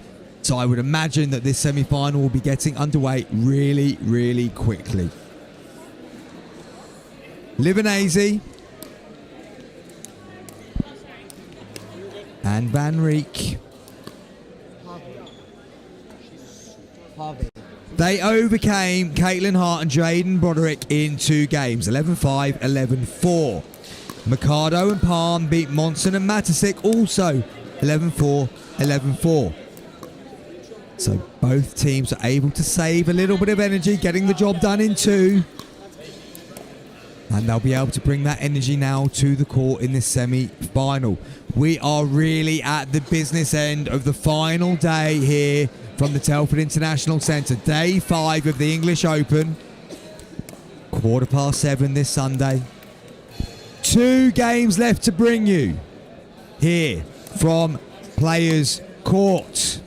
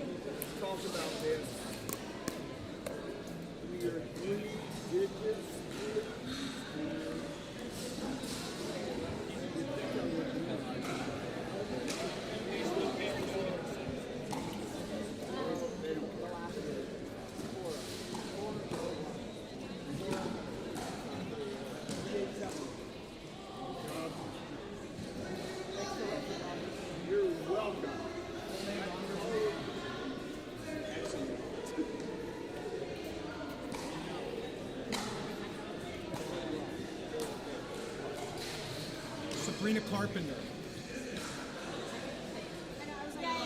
For sure. Busy woman. Busy lads. We all ready to pay attention? Right.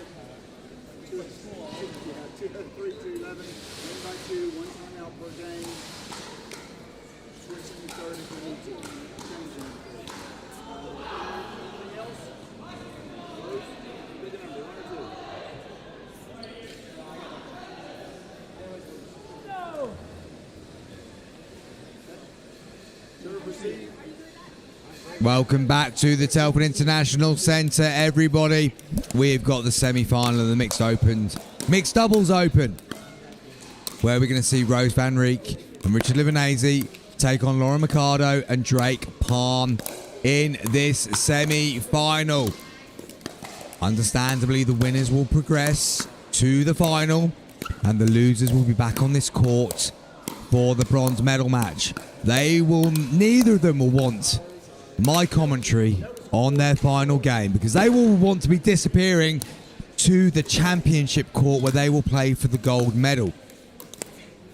Now, as I said a moment or two ago, both of these pairs eased through their semi-finals in 2 games.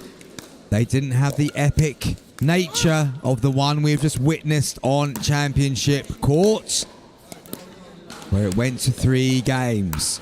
We've seen a lot of both of these pairs throughout the day on players' courts, and this one, as ever, is very, very close to call. It'll be refereed by Ron Ponder, and I would imagine it is going to be getting away very soon, as we are bringing you the final pieces of action over the next 2 games from this year's English Open, and what an event it has been. Not many games left here in the arena at all. As I look around, the remaining spectators are either here or on number 1 court. There's a couple of matches still going on, which could well be medal matches, given that I recognise the pairs from just watching around over the course of the day. This amazing team of volunteers that have helped put this event on are now starting to close down some of the other courts. And as they do that, the 4 players just go through a few more warm-up drills. We will be getting this semi-final back underway very, very soon.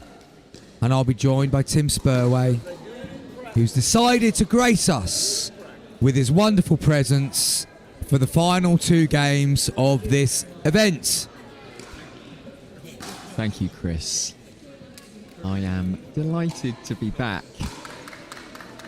How's the voice holding up? I got him when he was just eating. Semi-final match. I just thought I would tell you that. Well, what a fantastic job Chris Beaumont has been doing today, spearheading the commentary from the players' court here. I'm sure we'll all thank him, and him and his voice deserves a well-earned rest. We're getting underway here. I've been around and about a little bit, the venue, watching some of the other categories going on, as well as going to KFC, as Chris mentions, as we get underway here in our semi-final. Right, Other folks. outlets are available, of course. Rose Van Reek on serve, and powers that ball down the middle, piercing the gap between Mercado and Palm. As Spurway has rightly identified, the vocal cords are under a little bit more strain, but it is worth it to bring you this semi-final. I mean, if the players want to make it a quick one, we're not going to be disappointed with that, providing that the skills on show continue to be at the level we have just seen in the opening exchanges. Van Reek and Livanese racing into a quick 2-0 lead.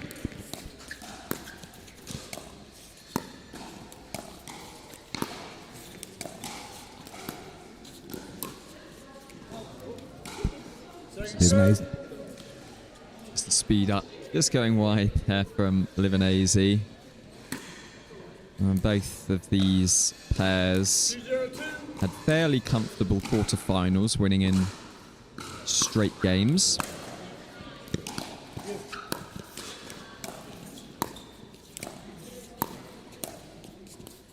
And no doubt this one, though, will be incredibly hotly contested, as Richard Livanese there showing that lovely hand speed that we've seen so often the last few days. 302.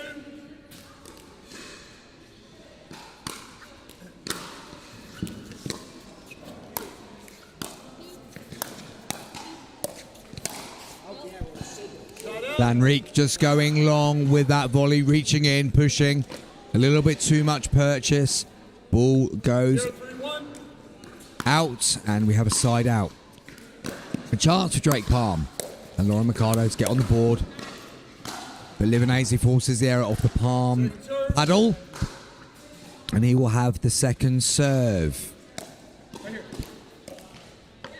032.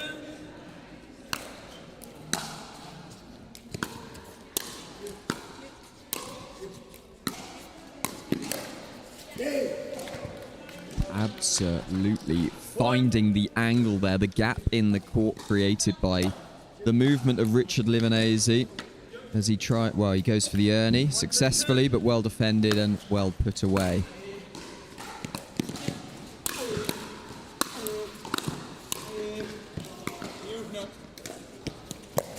Oh, what a change of direction there from Drake Palm. Everyone thought he'd be going down the line. He goes cross-court on the move, finds the gap, and they've got 2 points on the board now. This early lead is quickly disappearing.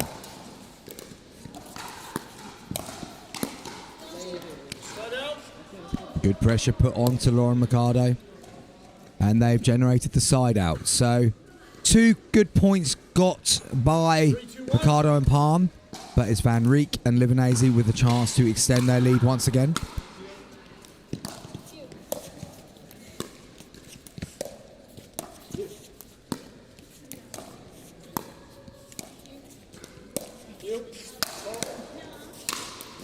No. Referee correction. She drove. My fault. So we replay. My fault. Yeah. Replay. I apologize. Referee Ron Ponder admitting a mistake there, so we're going to replay that point. Ponder again with just such clear communication. You don't have any delay.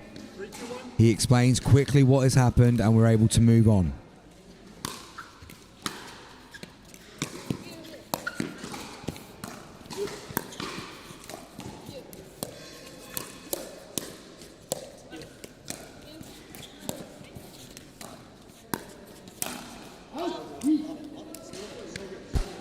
Van Rijk just leaning in.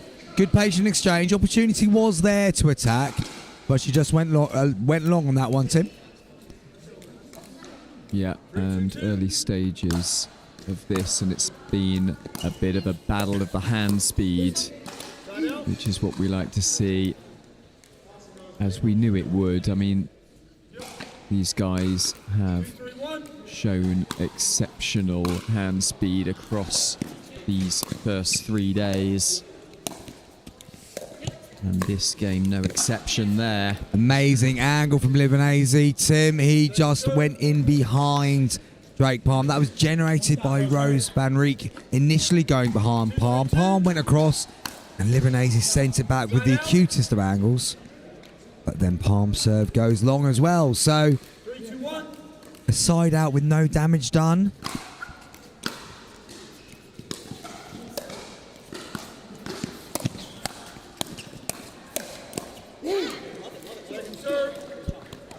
Drake Palm bringing the energy, driving that ball down, moving them onto their second serve. Still nip and tuck in these early parts of this first game. Best of 3.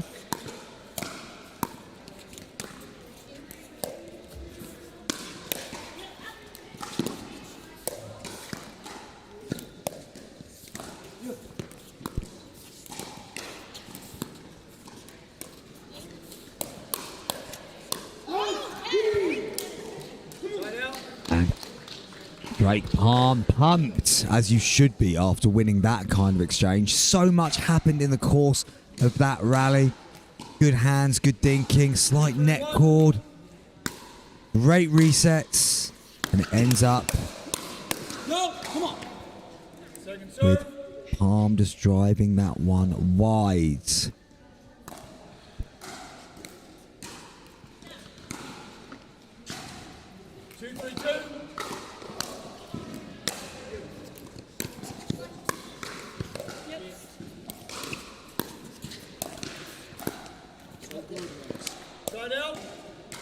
Another non-scoring side out, Tim.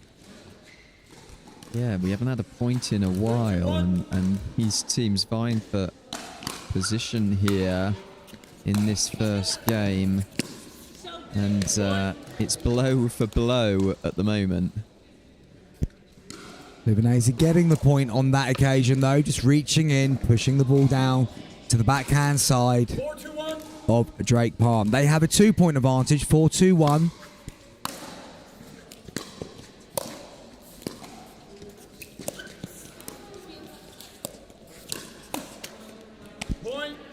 Palm just jabbing that one down into the net. Another point on the board for Livanese and Van Rijk. 5-2 they lead in this first game.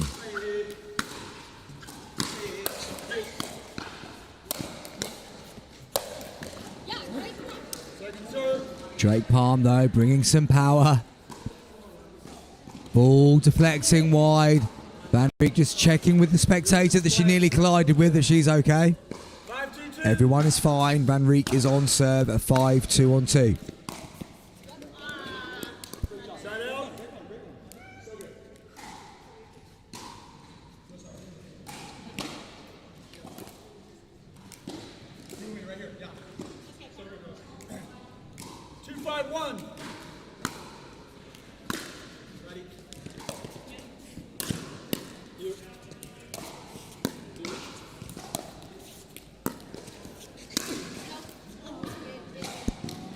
Ball was in.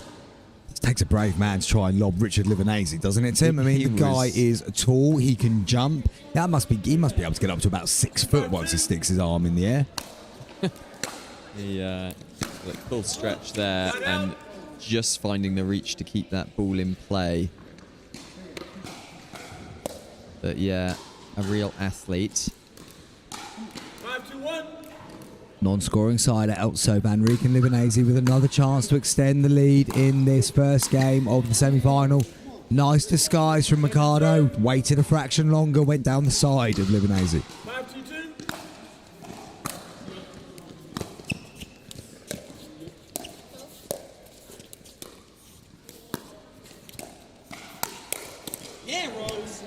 Van Rijk read that play superbly well. Mikado speeding up. Van Rijk's paddle was already there. She just deflected it down for the 6th point. Yeah, incredibly impressive reactions from Van Rijk, and it just shows the level of play from the APP players here and their ability to anticipate the next shot.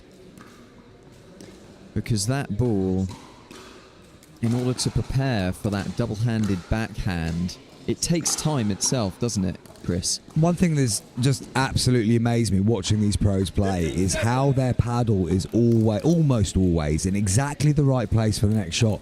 Their pattern recognition, the library of things that they have in their mind that they can see and know what's coming next, is just so far beyond what we can do. Forget the technical ability side of it, just that reading. And the ball's coming at such a different pace, yet the paddle is almost already there reading what happens next. I can't get my head around how you get to that level. Well, maybe you can ask them after the match, Chris. I'm sure they can offer their advice. I'm going to ask Drake Palm how he managed to do that. Tim, that's a great reaction. Pops the ball down the side. Livanese just gives him a look and tells him, not bad, Drake, not bad. Yeah.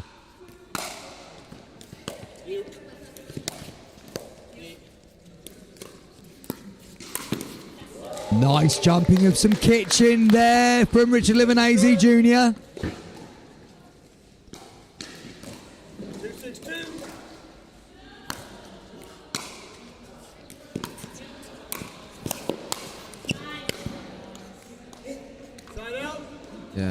Another fantastic play by Livanese.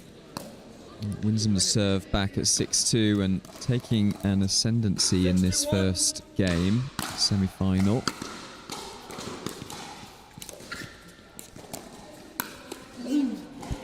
Ricardo speeding up, finding the edge of Livanese's paddle. I believe that's going to be the second serve.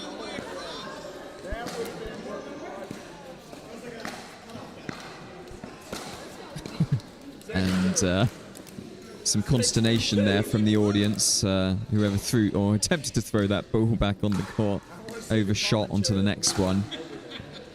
6-2-2.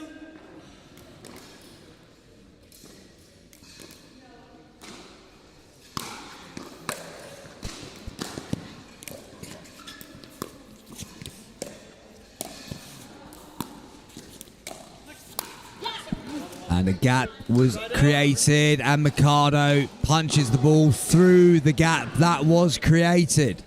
Side out at 2-6. Chance for them to make some progress in this game. Feels like a while since they got a point on the board. That's a really good placement though from Rose van Rijk. Just going behind the backhand to Drake Palm, making it very difficult for him to be able to get back up and underneath the ball.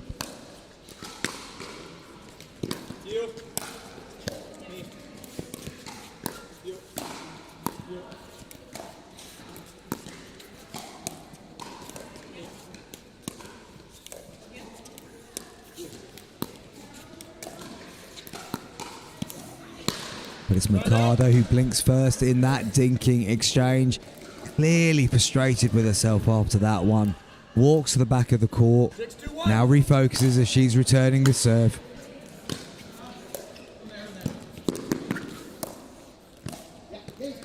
Nicely played, Drake Palm. Yeah, lovely. Just knowing that there was a big gap there and poking it. Almost a poke volley into the outstretched arm of Mikado. Van Rijk, rather.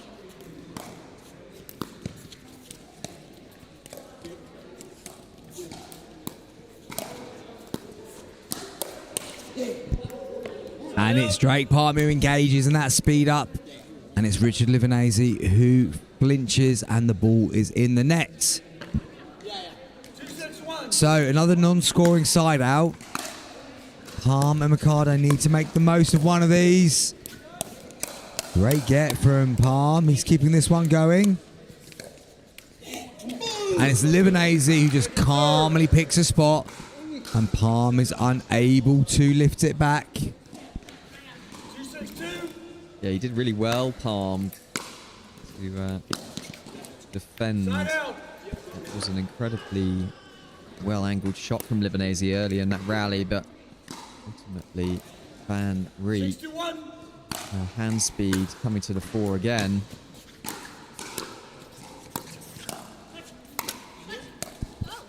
And Rijk does well, reads that off the net cords. Oh, Livanese there, electric hands, reads that play, punches it down, forces the error. Point on the board for Van Rijk and Livanese.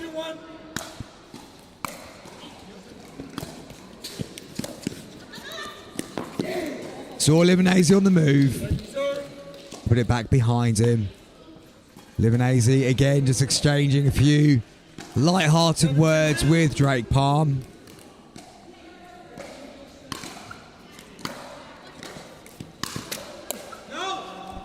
Big drive comes off the net. Palm unable to direct his volley in. This game's getting a bit open now, Tim. Yeah. Livanese and Van Rijk, 6-point difference with 2 serves to come. Great reset from Van Rijk. She gets up to the line. Livanese joins her. Change of angle.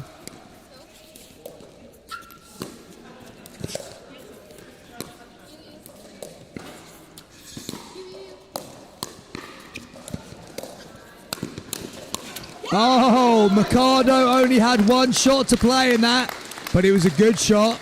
She got it low on the paddle of Livanese, and he plays into the net.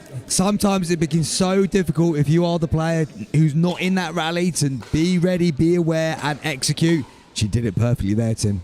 Yeah, and it just shows again the level of these pro players and their ability to maintain their concentration when us mere mortals, Chris, will have probably fallen asleep by the time the next shot comes around to us. And Livanese there was looking to get an Ernie, a cute angle, but that one goes into the net. So another point on the board. The first one for a while for Mikado and Palm. Livanese driving, getting the ball down low. And they're feeling good, Van Rieck and Livanese here, exchanging smiles, feeling confident. And they should be at 8-3 up.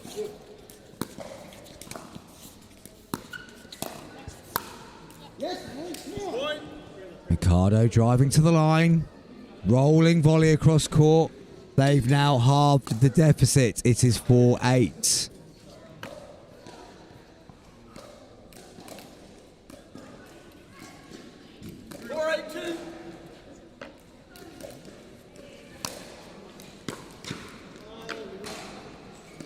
Point. 5-8-2.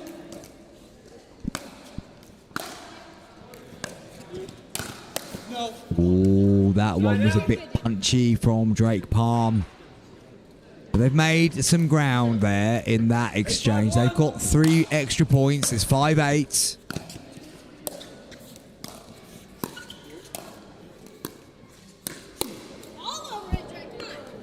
Hand speed. Ridiculous hand speed from Palm. He just looked like he was hanging around at the line there, Tim. And in a blur of something, the ball has just flown off his paddle and down for a winning volley. Livanese giving him the stare after that, clearly impressed. And he has pulled out some absolutely stunning shots, Palm, throughout the course of this competition. He really has. I've been very impressed with him. He's a box of energy. He's just always on the move, always positive with his partner. Some of the stuff he has done today has been fantastic.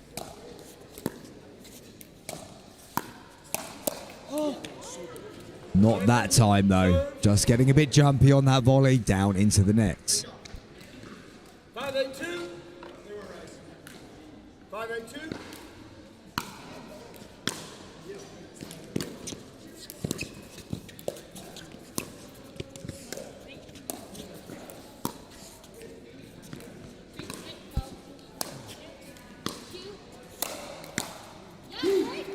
And eventually Mikado gets the reward of that lob, which changed the dynamic of that exchange. Went up over the shoulder, the player switched sides. Livanese did well twice, but 2 points in it now. They are moving back into this game, Mikado and Palm. How has he defended that? He hasn't. It's just gone into the net. Incredible attempt at a reset, given that the full force of Livanese's smash was coming to him very quickly. I think if you were in Palm's position there, Chris, you would have heard a shriek come out of your mouth, right? Second serve. I mean, my speed of movement there, Tim, would have been getting out of the way. You'd have been impressed, but it wouldn't have been defending. Well, it would have been defending myself. Yeah, I think that goes for most of us, I think.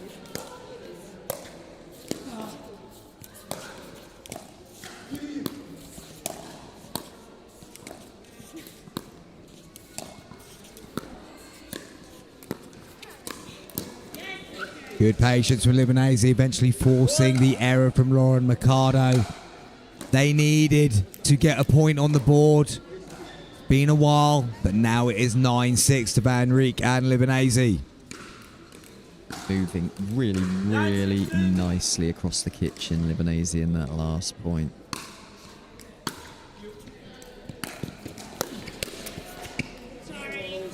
Van Rieck gets a bit lucky with the net cord. And that brings up, Chris, our first game point of the match.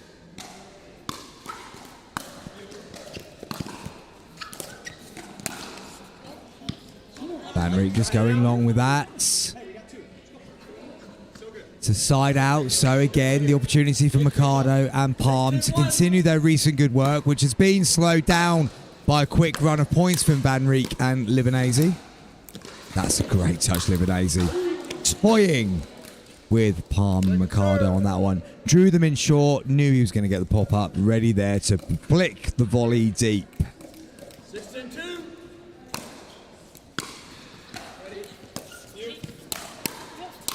Sorry. You okay? Sorry, Lauren. And the full force of the Libanese forehand there, tagging Mikado, and a grimace on her face, as is to be expected. Yeah, right on the thumb, that one. Libanese genuine in his instant apology. Yeah, absolutely. That one's going to sting. A definite bruise there tomorrow.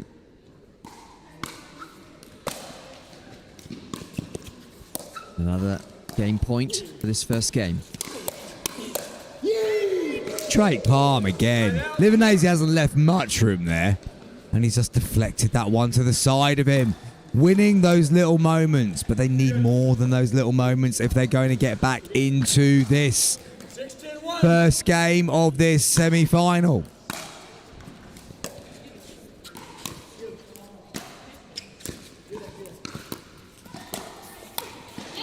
Well done, though, Laura Mikado. Libanese with a great little touch on the Ernie. Everyone thought he was going to punch. He just tapped and dropped. Mikado held her nerve and rolled it through to get the point. And she was unlucky on that one. Libanese just coming off the net cord.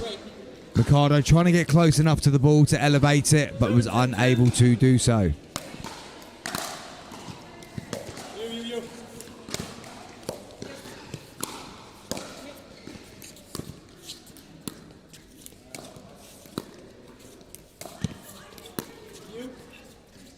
Angled lob again. And a brilliant one. And she has been finding success, Chris, Mikado, with that lovely angled lob over the heads of Libanese and Van Riek. And it is a good play in that position. If you're going to lob, that is the one to go for, over the shoulder of the person opposite you. And they've got some results from it. Libanese driving into the net on the volley. They call a timeout. Probably a good idea, given that Mikado and Palm are making a late run in this first game of this semi-final. It is 9-10 on the serve for Mikado and Palm. Libanese and Van Riek just retreating to the back of the court, having a quick discussion over what they need to do to try and stem this flow of points. Palm and Mikado will be feeling good. Palm is still just reminding his partner that they can keep driving this game forward. It could go either way. Absolutely, Chris. And this game has developed nicely. And stands on the edge of a knife here.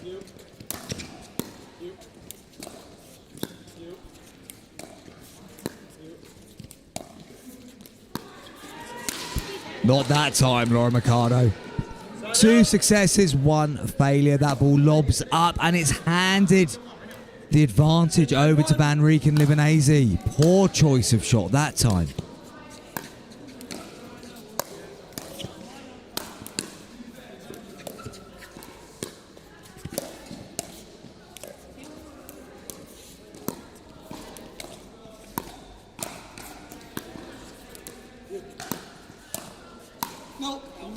And that ball goes long, and it is Van Riek and Libanese who take the first game. A good comeback from Mikado and Palm, that one. It looked like they were going to take it to 10-10. Mistake from Mikado, going for another lob, which was easily dispatched by Richard Libanese Jr. And now they have the opportunity of winning one more game to take them through to the final. Mikado and Palm need to win both if they are going to be getting themselves into the gold medal match. Yeah, and that's going to be frustrating for Mikado and Palm. They put themselves in a position to win that first game at 9-10 and on serve. And like you say, it was that lob by Mikado that was dispatched by Richard Livanese that was the key point. Mikado finding success earlier on and perhaps over-relying on that lob. And it's that ability to adapt strategies and to start anticipating what your opponents are going to do. And successful on this occasion for Richard Livanese and Van Reek.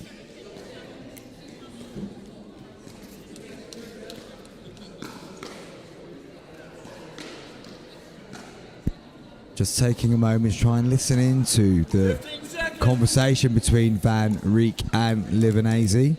They have a plan in place for their second game. Not at liberty to share it with you viewers. Chris is going to base his next book on the words he's just heard. If I can remember them in the next 3 minutes, Tim, I'll be very impressed. Got a pen and paper. I did have a pen and paper earlier in this stint. Oh no, it's just moved over to the side. I might start scribbling furiously down the tactical plan.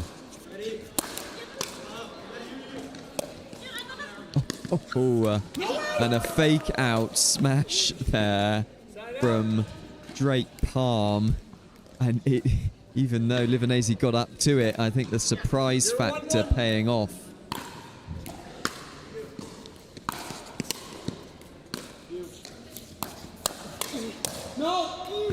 Good call, Livanese. Drake Palm driving that volley long. Yeah. 0-1-2.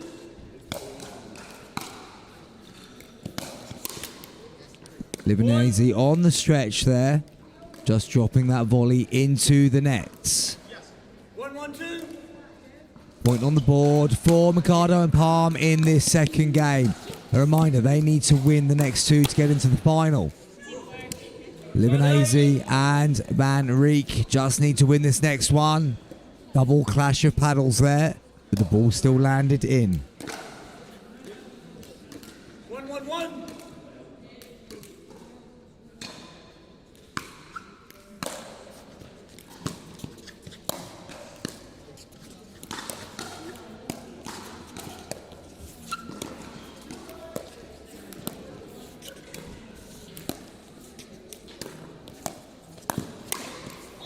Great play, Richard Livanese. Ball lifts right into the arc and he smashes it down the middle for a side out. Apologies for a point.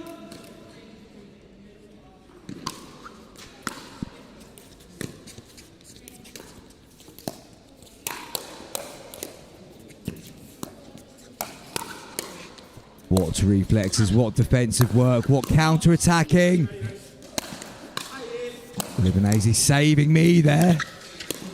Oh! My goodness. What an exchange that was. That might be my favourite shot of the tournament. Livanese counter-attacking from the back of the court, getting through the transition zone, going for the Ernie, and then the most deft of touches across court. That was a different level. I mean, that was one of the best points I've seen in this championship. That had absolutely everything but the ability of Richard Livanese to play that shot so confidently after such a grueling rally. Just quite remarkable. And suddenly Van Reek and Livanese have a 4-1 lead in this second game. Livanese's drop just looking to go to the backhand. Flips into the net. 4-1-2. Side out. It's skiddy on that one.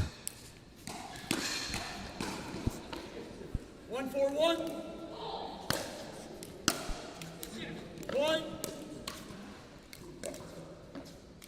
And you don't get... Well, we haven't been seeing those kind of easy points in this match, and that will be a welcome little bonus there. Drake Palm. Livanese just repelling the ball down to the toes of Laura Mercado. She's unable to lift up and over into the non-volley zone. 2-4 on 2 as this rally emerges. Livanese relentless, keeping Mercado at the back of the court. Side out. And again, Van Rijk and Livanese get a chance to extend their lead and get closer to this final. Easy point gain there as well, gives them a 5-2 advantage. 5-2-1. Second serve. Livanese will have the second serve. 5-2-2.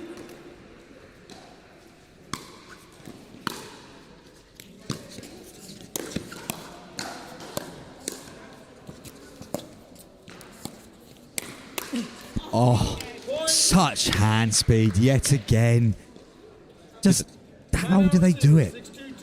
Speechless, which is probably something people would be wishing I'd been more often in this championship. I just find that hard to believe, Chris. That's speechless. I mean, my lips are moving, but there's nothing coming out. I don't know if that is just that my voice has gone or I've just run out of ways of describing what Richard Livanese can do on a pickleball court. Yeah, he's playing at an incredibly high standard in this match. Those reactions totally on point, and it has given them, in combination, of course, with Van Rijk, a 4-point lead, and looking like, certainly looking in the ascendancy at the moment. And what can Mercado and Palm draw from to try and get back into this match?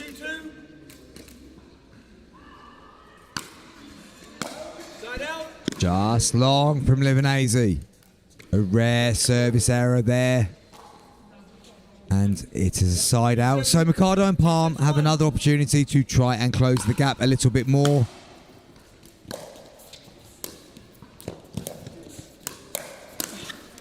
That time Livanese read the play from Palm. He's gone down that side several times in this game. This time the long arm of Livanese reached out and got the ball back down the middle.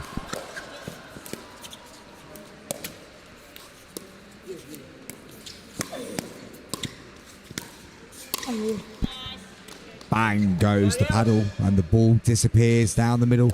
So a non-scoring side out gives Van Rijk and Livanese another chance to take steps closer to the final.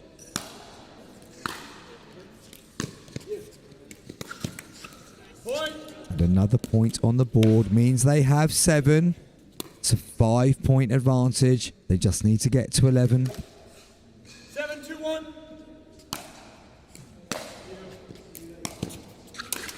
And another early error in the points there by Mercado, feeling the pressure that Van Rijk and Livanese are putting on them here. And that is a 6-point lead and perhaps a decisive lead.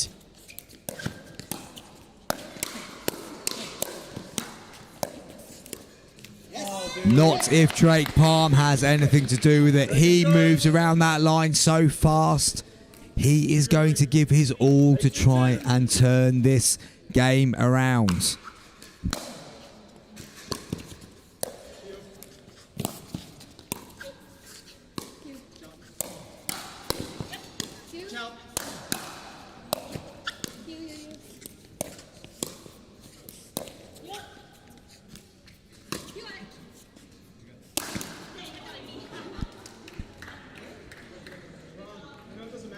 Van Rijk just running past, confirming that the lob was good, and what a good lob it was.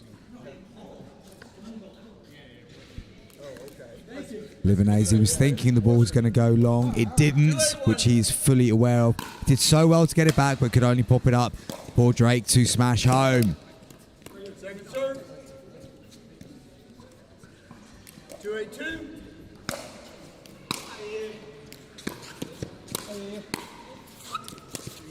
Oh, and a rare error recently from Livanese on that side. 2 points quickly gained by Mikado and Palm. 4-8 now.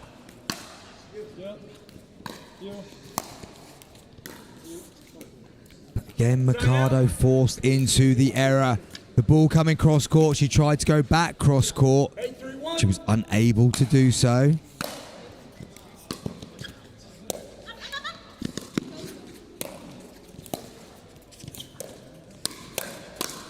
Yeah, Livanese coming out on top of that hands battle. Palm going one way, Livanese going the other. Great points gained for Van Rijk and Livanese. They are now just 2 points away from a place in tonight's final. They are now just 1 point away from a place in tonight's final. 10-3-1.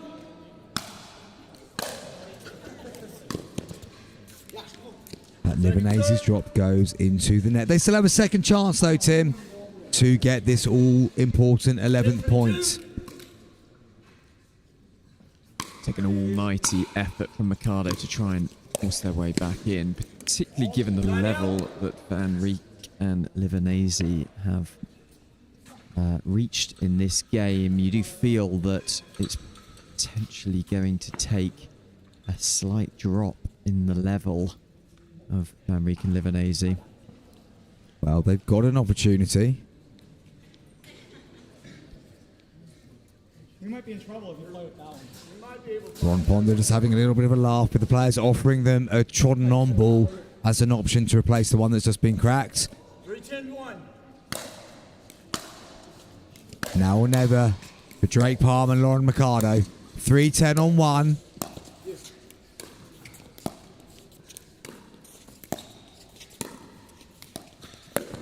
Oh, Drake Palm has still got a few tricks up his sleeve. Jumping the kitchen, earning the ball through the middle. Big point gathered there for Mikado and Palm.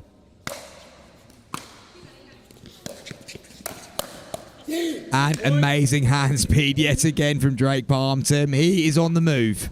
He is on the move. And could he stun the partnership of Van Rijk and Livanese and keep this run of form going? Not in that point, at least. Still a second opportunity, though, for Mikado and Palm to get closer to this score.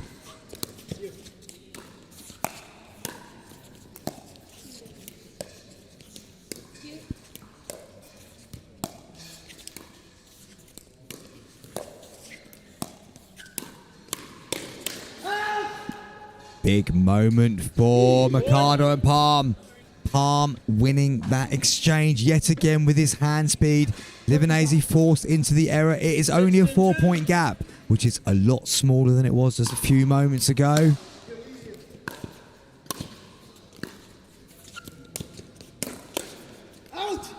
And Livanese goes long. He changed his approach there. He looked to stay on Mikado just a little bit longer, looking to get the pop up to then flick the ball down. He got that opportunity, but the flick just went too far. Timeout called. Mikado instantly hitting the floor at the back of the court, taking a well-earned break. Score is 7-10. Mikado and Palm are doing everything they can to extend this semi-final here on Players Court at the Telford International Centre. And what fantastic level of play we're seeing. Some of the best in this competition. It really has been a pleasure to watch this one, and appreciated, I'm sure, by the spectators sitting around. Some of the highest level pickleball you will see in this country all year. So stay with us.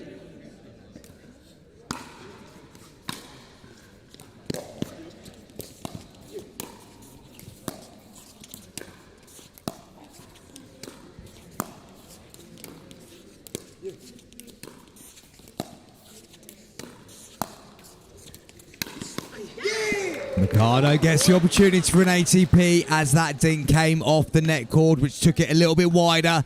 Mikado pounced. Livanese could not defend on that occasion. 8-10. This is getting spicy, Chris. This is getting spicy. Spicier than Tim's KFC, which he consumed just a few moments ago.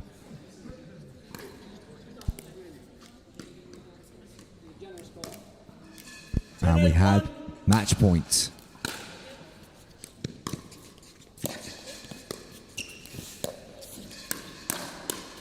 Oh, Palm cannot believe that Livanese's fallen into that one.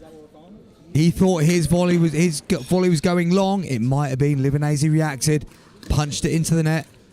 He's just going to take his time. They know they just need one more good rally to win the all-important 11th point. What a point.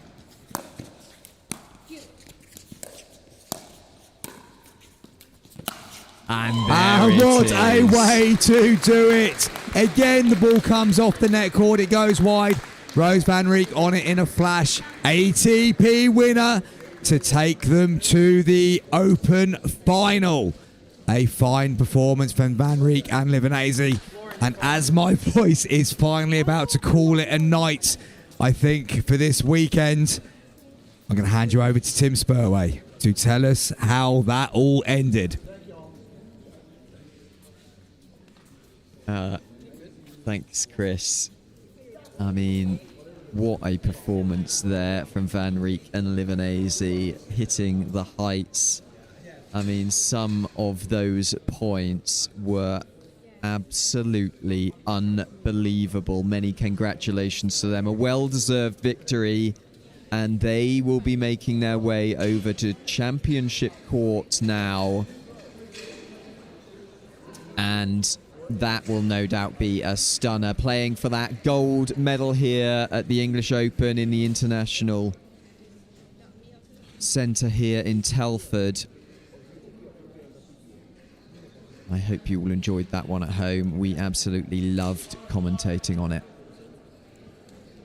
And we are going to take a short break here before we resume action on the Players' Court, where we will be bringing you the bronze final of this Open category. So we will be back shortly.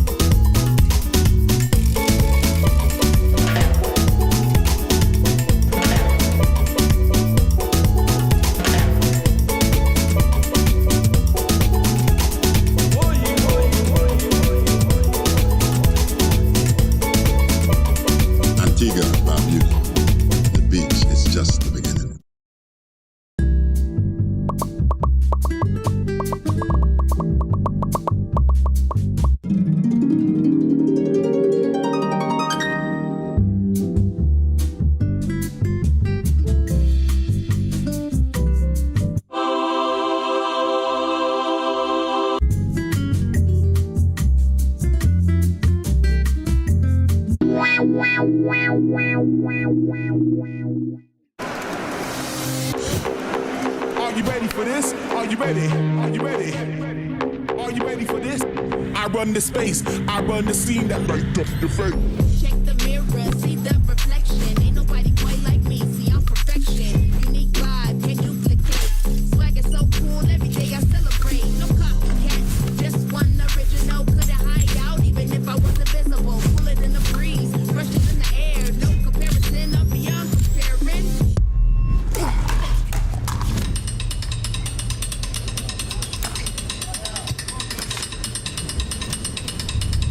Not a real sport. Not a real athlete. Not a real challenge. Not fast enough. Not physical enough. Not exciting enough. Not a real battle. Not a real triumph. No grit. No drama. No stakes. Not a real heartbreak. Not a real comeback. Nothing to brag about. This isn't real work, real talent, real skill. Pickleball? That's not a real sport.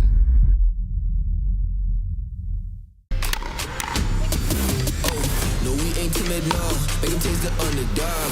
Bomb to the A. Falling up, you baby not. We come from under. Yeah, we them underdogs. And we one of one. Yeah, we one for all.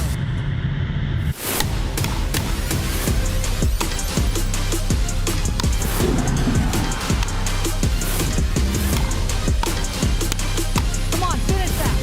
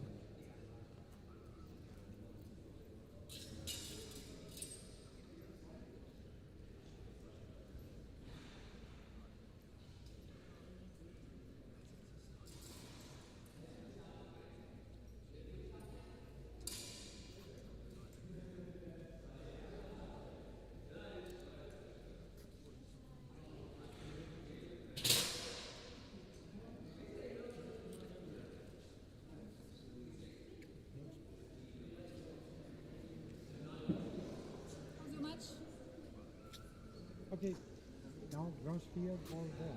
Yes. Soon. And then the game and for the tournament and for But will you be watching the finals? yeah, beer later on. You read anyone to grab a beer later on? No, I think everyone kind of has dispersed. Maybe they will be watching the finals. And people left. I saw Debbie, the Italian one, probably somewhere around, but she's packing. Yeah, Tara is gone. Pack things. Probably complete to check the rest of the show. There was one of 16. I think this guy does have one right now. The one I have with me. The Americans. And then was absolutely upset. Oye, ¿el tercer y cuarto se va a jugar aquí? Sí. Tercer y cuarto es la final. Es increíble.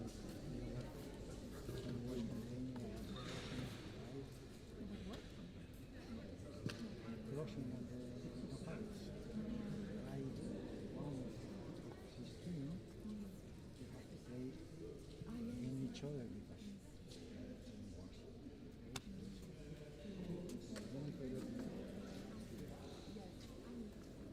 in Spain,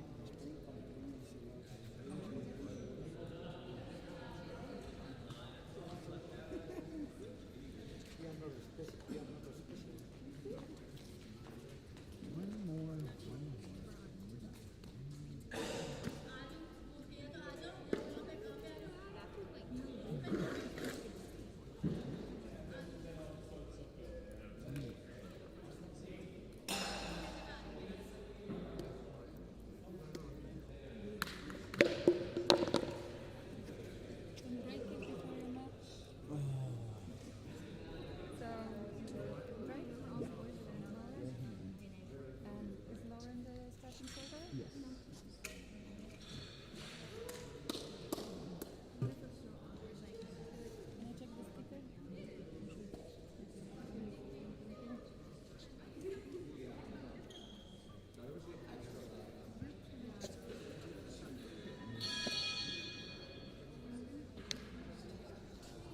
I want this bronze one. I want this bronze bad.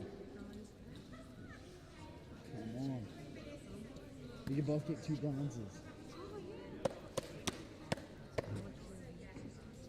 I honestly cannot believe we're here. I just wanted to make it out of the group stage. No, I just wanted to make it out of the group stage. I thought we were going to make it into. I knew we were going to make it. I didn't know. Oh, you had to. Because you. You were a good mixed player. Not easily.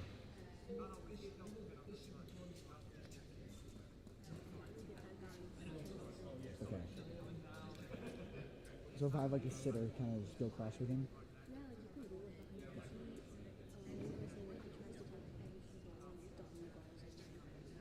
Okay. So his forehand goes back and forth. He's four hands. Okay. Just rub a hand. Gotta warm it up.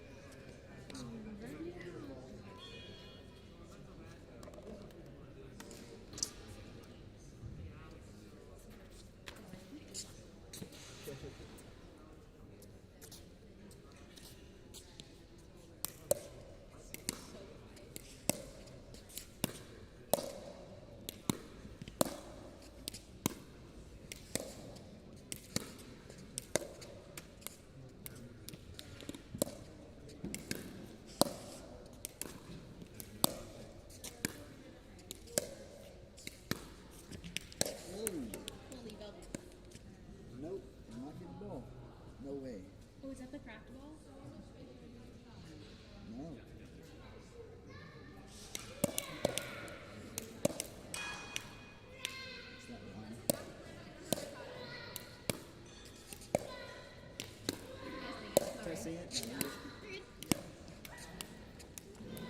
So sad.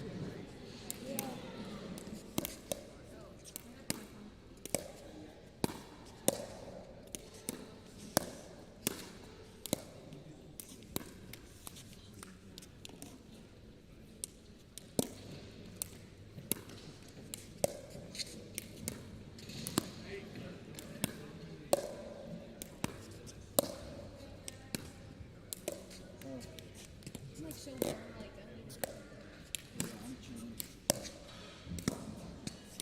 Can I just wait for them to get here? Yeah. I thought they were like ready to go. That's why I started. You could have just.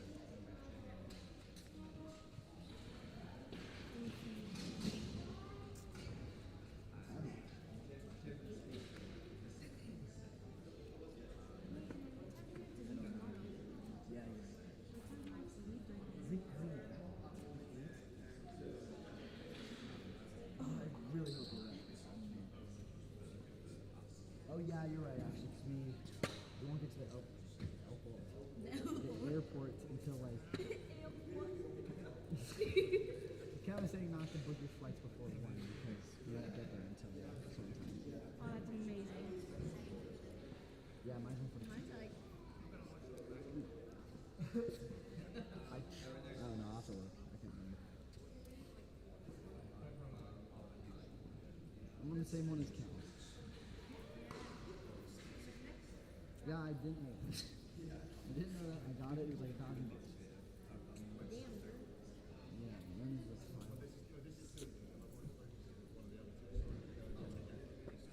Oh, I paid. Oh, like the 600. They gave it back to me and they brought it in code. Instead of us getting it. We have to retest for moments.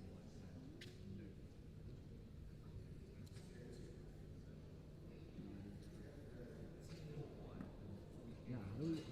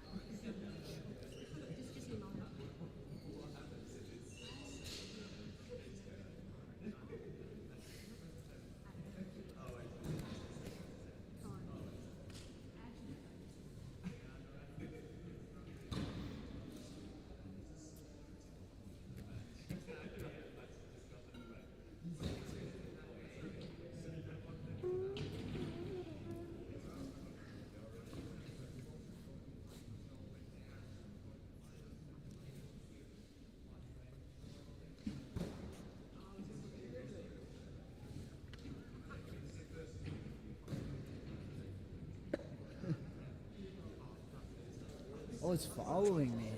I was like, that was looking that way earlier. Maybe we shouldn't make that. That doesn't look good. No, it's not. There's definitely like.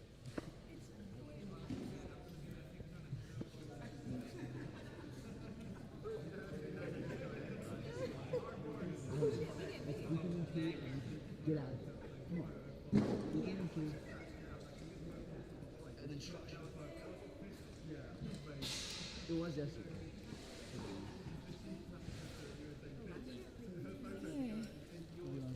That must have made you. Nice to meet you.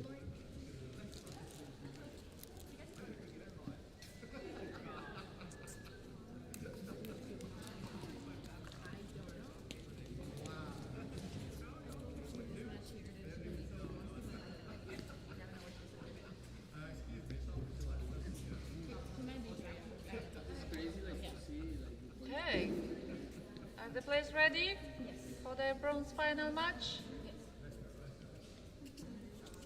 The players list, so we have Lauren and Drake, and Lauren is the starting server. I've been informed, that's great. And we have Domenica and Yeah, I think I messed it up. Ah, okay. That is the first name and I is the last name. Okay, and my name is Stefan, I will referee this match for you. And Domenica, are you the And Here we are, folks. The final match on the Players' Court here. The bronze final of the Mixed Doubles Open. And I'm sat here with Bastian Grau as well, who's going to be co-commentating me for this bronze final. Hello, Bastian. Hi, thanks. I will enjoy that one. And you've been playing in this division today. How have you got on? Yeah, it was exciting. I mean, we got on pretty good in the group stage, but did hit two full American teams, and that was our hard stop. But until then, it felt really good and had a good time. Awesome. And we've enjoyed watching you throughout the course of this tournament as well. You've been before to the English Open? Yeah, several times. I think I'm 3 or 4 years in now. Okay. I think I missed the very, very beginning of the English Open, but when it was here, that's my first year, so it must be the 3rd year, I think. So yeah, I'm a regular, I would say. A regular? Yeah, there's a few regulars. And have you found this year particularly different to previous years? No, I think not so much. I mean, it's cool to have 2 focus courts, 2 stream courts. I think that's very nice. You see people mingling and watching the highest level of Europe or maybe even internationally. That's very, very cool to see. But yeah, so far same event. I'm excited what happens next year. Great, and we're very happy to have a slightly different voice in the commentary box as well. And I hope our audience at home maybe slightly, I wouldn't say relieved, but can't be that bad, Tim. Chris Beaumont's been doing a fantastic job. He has gone home now, his voice finally giving up after a full day's worth of commentary. But a brilliant job, and we will try to uphold his high standards in this bronze final, as we will take you through the players on court, of course. So we have Dominika Turkovic and Pep Kanyadal, and Lauren Mercado and Drake Palm. So Drake Palm and Lauren Mercado on the left-hand side of the court, warming up, as you see now. And this will be a classic. Do you think there'll be a little bit of disappointment that they didn't reach the final, Bastian? I mean, the question is which team. I would imagine that Pep and Dominika are very, very happy to be here. Of course, right now, it stings a little bit to have lost the previous round, but I must think that Pep is happy to be in a top 4 spot at English Open. The other 2 teams, I'm not sure. I guess everybody wants to fit in the final, but yeah, I'm excited for this one. Yep, and Laura Mercado to get us underway here. This should be a good one. Both teams, of course, not wanting to go home without a medal, having come so far. And it's a massive achievement, of course, for both. Such a stacked field this year as well, wasn't it, Bastian? I agree, and mix is always tough because you put 2 very good categories together and merge it into one. So there's lots and lots of good teams. It's been a pleasure to watch as well. Here we go, best of 3, right? So we have a little pickleball ahead of us. We do. And Mercado to get us underway.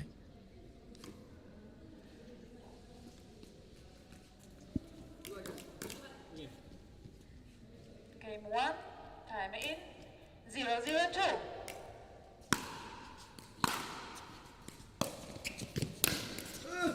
Side out.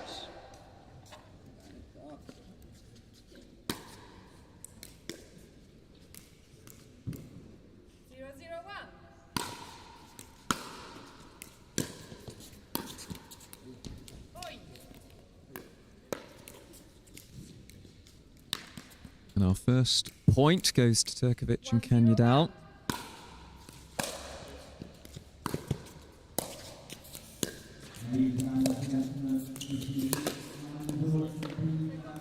A slightly ambitious ATP attempt there from Kanyadal.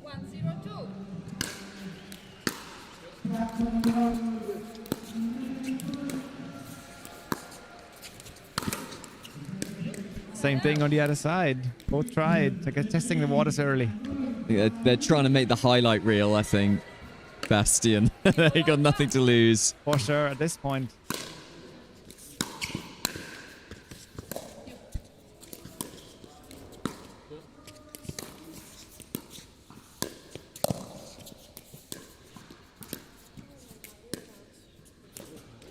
Second serve. Yeah. 0-1-2.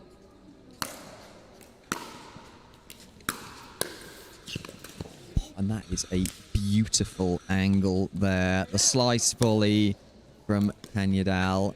Very nice indeed.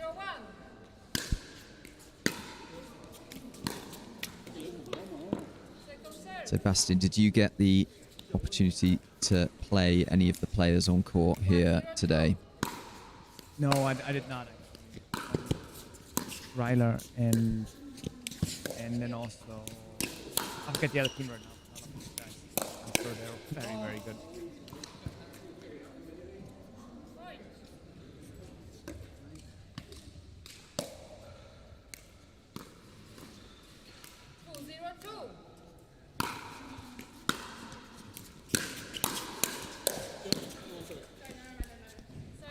Nice. I mean, it's interesting that now Pep has a full like righty team ahead of him. Last round he played against a lefty, right? So they stacked weird. Now they can play normal mix, let's say.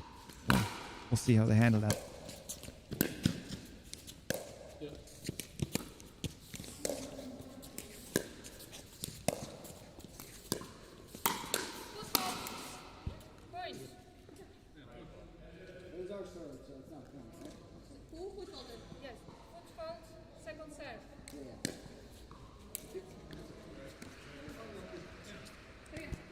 So just a foot fault there.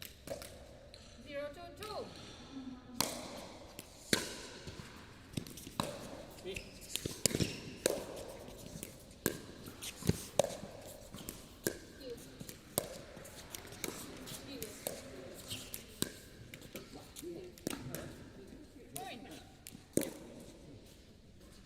Just a couple of errors at the beginning of this game. It will take the players, of course, a little while to adjust, and a really nice finish from Kanyadal. And we've been seeing that a lot from the game of Kanyadal today. He has been an absolute joy to watch.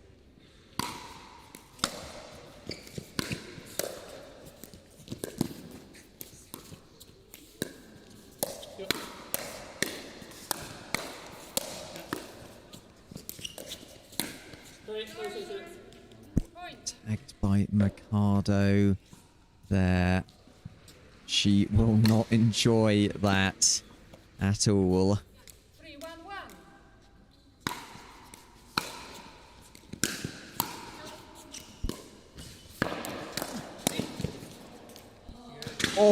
Oh, and the ball goes flying past. A great finish and a great recovery after colliding with the back barrier there. And that's not the first time that the banners have come down this tournament.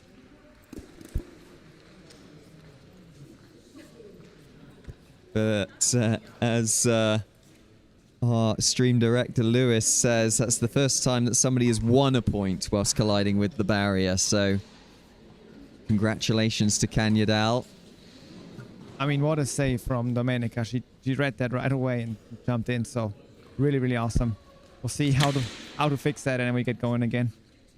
And after 5 days of fierce competition here at the English Open, I think even the barriers have had enough, refusing to stay up despite the many people trying to correct them.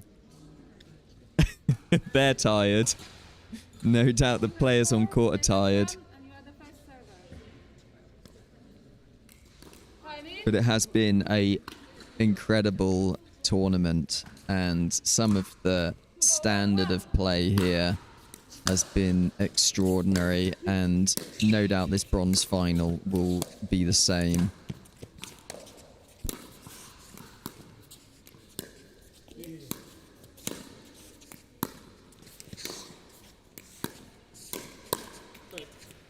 Oh, nice. Pep going for Lauren early. I do like that, but I think she will learn into that and then get those balls back eventually. But yeah, looks aggressive. It's good. Yeah, and something that's really impressed me, Bastian. I'll tell you after this point.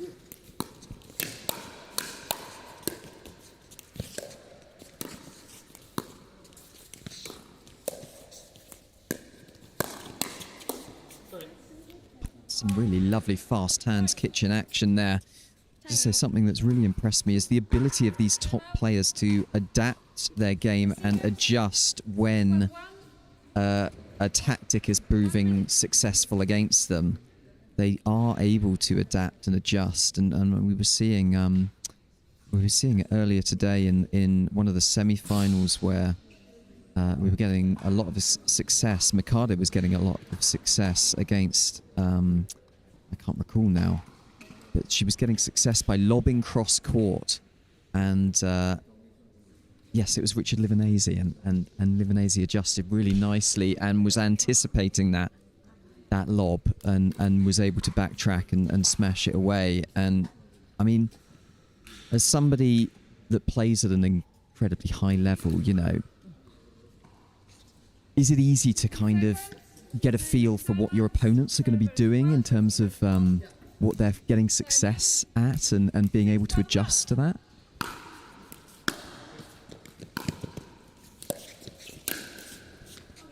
I mean, it's not always very easy, but I think there's some certain rules that you need to follow, and it makes definitely that's to find the weak spots. Sometimes it's the girl, sometimes it's not, but you have patterns that you work through, and if one doesn't work, you change it and decide to just.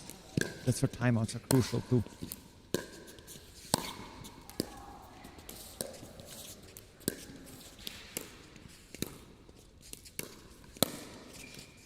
You see, the first adjustment already happened. Now the guy here was on the right side, and Lauren was straight ahead of Domenica, so Pep couldn't go right at her body. It didn't work this time, but yeah, we'll see what goes on in next points.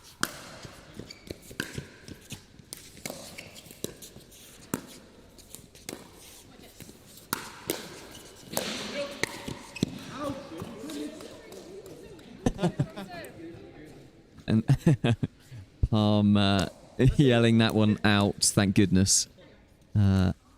He still has to overcome a really comprehensive lead in this first game. Turkovic Kanyadal taking an 8-1 lead.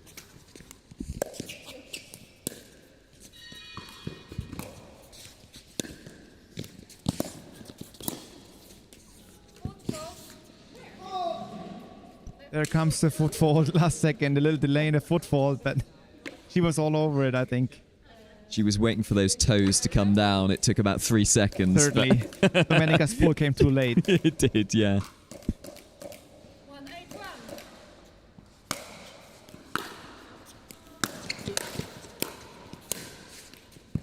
I mean, Pep's forehand, to be honest, is lethal right now. He's making every shot. He's gone very aggressive. Gotta find different spots very soon.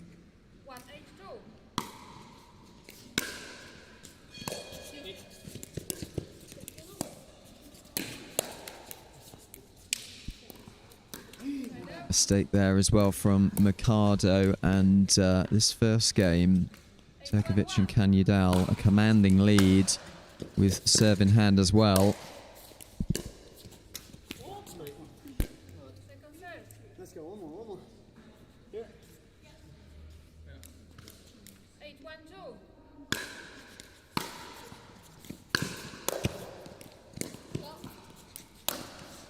I heard something. Oh, maybe a little desperation shot. Change something up. Sometimes that helps too. Tag a body and you get something different, but didn't work this time. And the barrier held this time, see? Didn't fall over again. Yeah. They obviously added some kind of supports to it.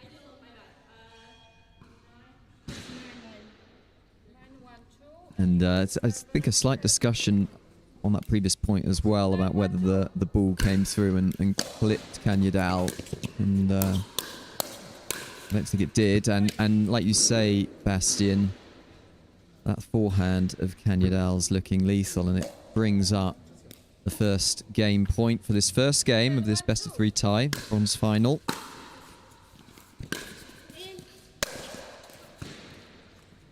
Yeah, and that's it. That's a wrap for the first game. I'm very surprised that Pep gets to play so much with his forehand in the middle or even straight at Lauren. I'm sure they changed that up very quickly. Maybe they're a little worried about Domenica, but they have to try something else now. So let's put you in the position now of Mikado and Palm. Is your head going to be dropping a little bit? Are you going to be, what are you going to be adjusting, Bastian, in this situation? Yeah, I think you have to find ways now to go to Domenica, whether that's the right or the left foot, but it cannot drop in the middle anymore, that ball. And you see that Pep likes to run around his backhand a little bit too. So either you go far out left or far out right, but the middle is no man's zone right now because he's tearing up whoever's in front of him. So I think make that ball drop and then put some pressure on Domenica so Pep doesn't have free reins to do whatever he wants to do. Because right now it seems like a lot of the things he's trying are just working. And I'm not sure if Lauren and Palm came in with the head down from the last semifinals, but I think that's going to go away with the second game now and they put more focus on this one. Yeah, I think you may well be right. I do think perhaps a little bit of disappointment. I mean, the body language of Mikado in particular, just a little bit down and perhaps just a bit of a hangover from that semi-final, and see, like you say, put that behind them and try and get a bronze, which is still a fantastic achievement, of course. And now the backhand's working too. Okay, Pep's all over. I mean, I think Lauren's going to get into it. She needs a little bit more aggression and more confidence to counter-punch those balls, and then she's going to be in a different game.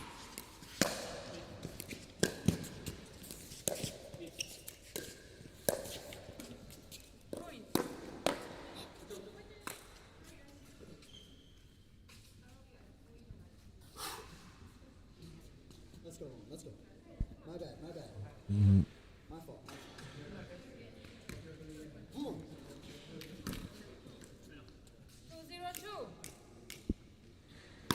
And just getting a little brief visit from Pep Canyadal there.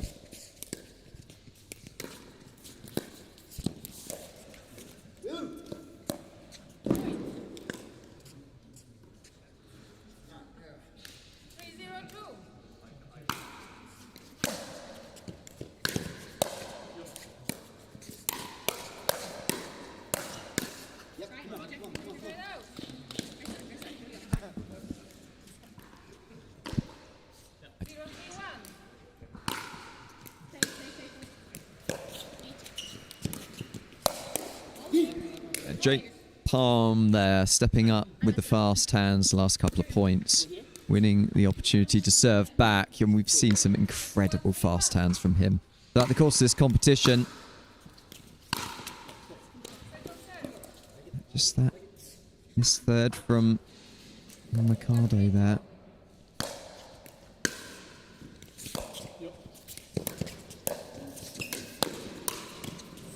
Yep, that pattern just works. Pep on the left side with the forehand just works for now. They had him on the right side in the semi-final a little bit, but obviously the left side for him is the preferred one. And one of the first errors there from Pep Canyadal.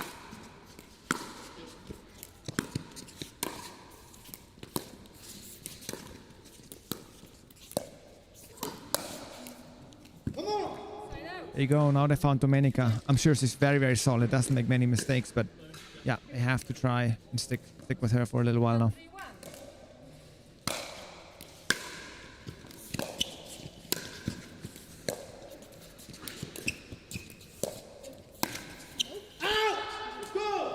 Yeah, we like seeing this. This is Palm trying to get himself and Mikado pumped up for this bronze final. It feels very muted so far from them. And a couple of really nice points there. And another one, and Palm is getting pumped here. Evening the score up in this second game. And he's hitting some rhythm now, Bastian. Yep, they are in a flow now, and the European team is a little bit on edge now, but yeah, they still have a timeout. There's lots of room to go in that game. No worries just yet.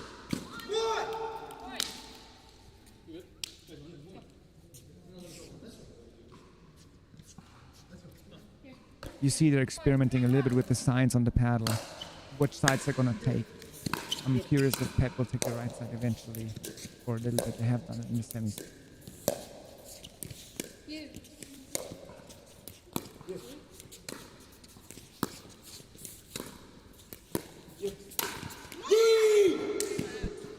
Yeah, and this is a different team we're seeing now than the one we've seen so far in this game, and an understandable timeout called now from Turkovic and Pep. Yeah, and I do love that call because they're down quickly, and I think they were trying to fix something on the court which never worked, so now they have time to talk for a minute or two. Do love that, and I'm sure with the help of James Chowdhury they're gonna get some more momentum back.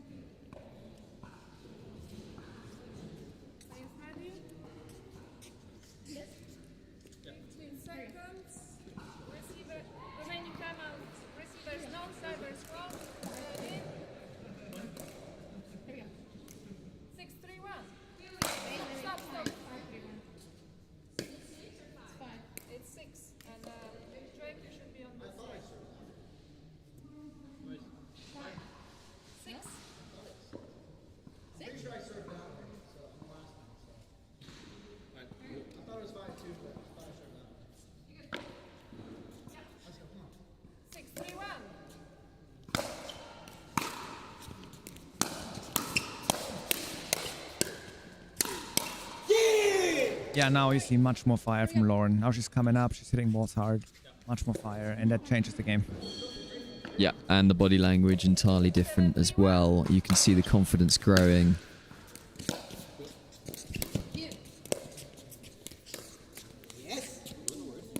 And now the errors as well starting to stack up. And we have a match on our hands here, Bastian.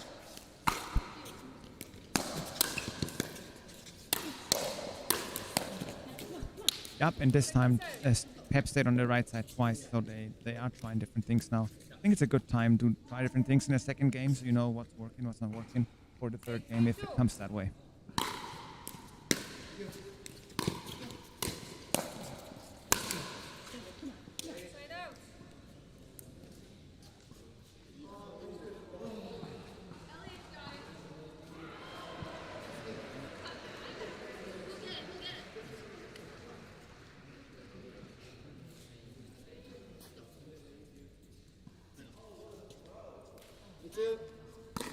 Let's go, 2 sides. 3-8-1.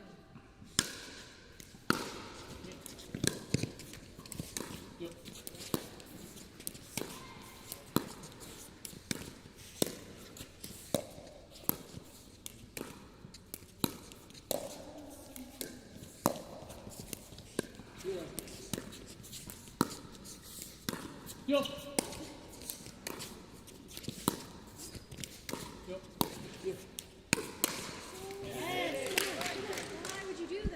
Yeah, lovely finish and a lovely rally there.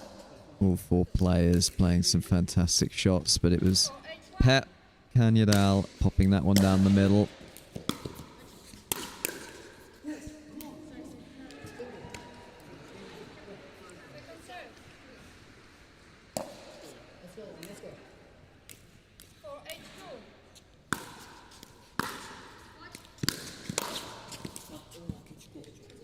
Unlucky off the edge of the paddle.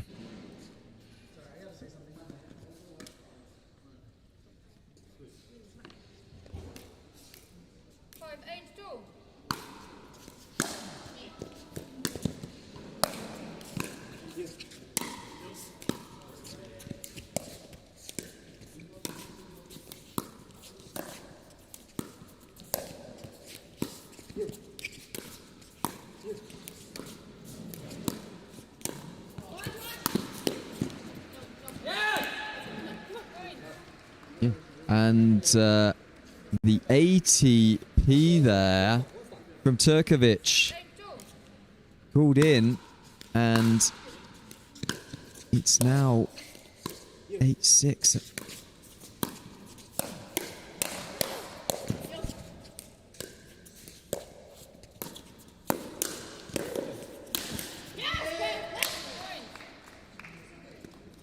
So good down the center at Kanyadal.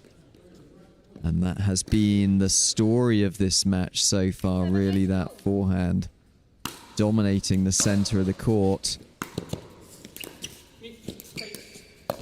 Oh, and what a move from Drake Palm. The anticipation there and the flick cross court winner. Beautiful stuff. How hard is it, Bastien, to hit that kind of shot?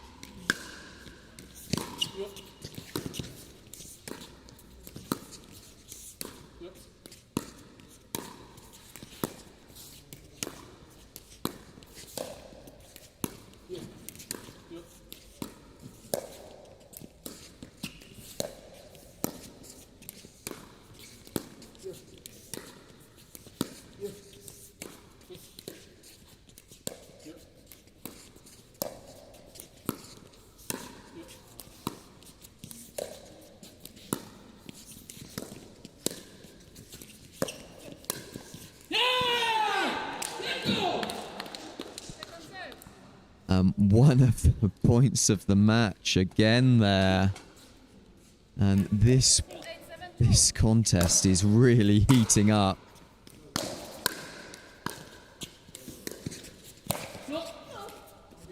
Great leave there. There's not even time to talk about the Ernie earlier. But I think the Ernie is a lot about anticipation, and the male side doesn't get it very much. But I love that he's going for those.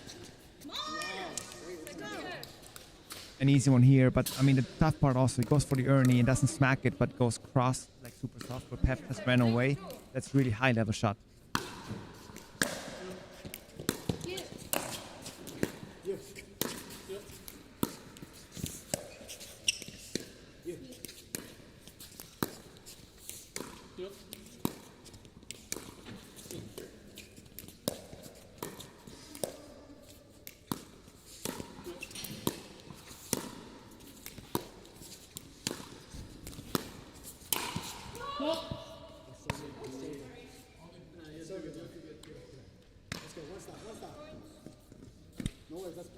Mercado engineering the opportunity beautifully and furious with herself for missing that forehand.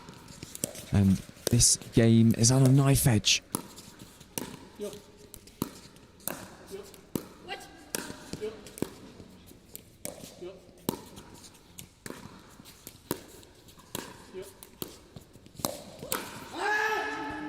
Oh, same thing on the other side. She had it set up. Didn't pull through all the way. But we do have a game out of our hands now. After that timeout, momentum changed a bit. And yeah, we have a second game now up for grabs.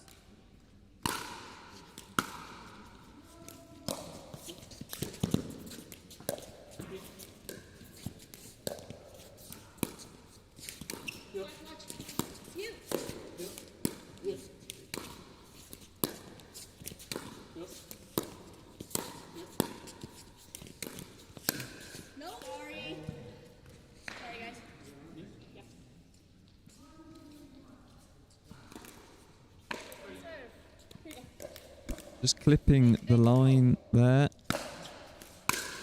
So second serve.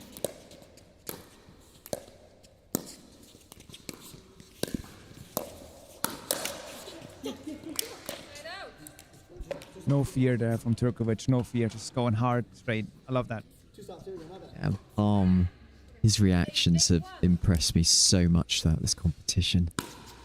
The Turkovic coming out on top there.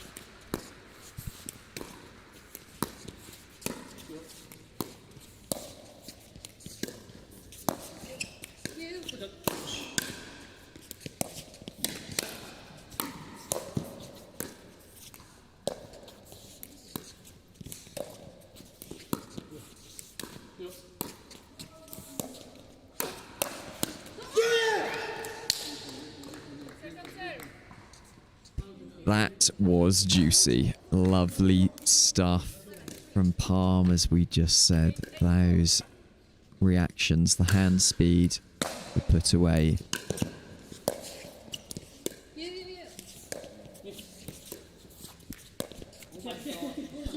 Okay, the game is turning. Looks like 9-8 now. 2 more and we're over this. I see a timeout coming very quickly. There you go, the prediction from Bastian there.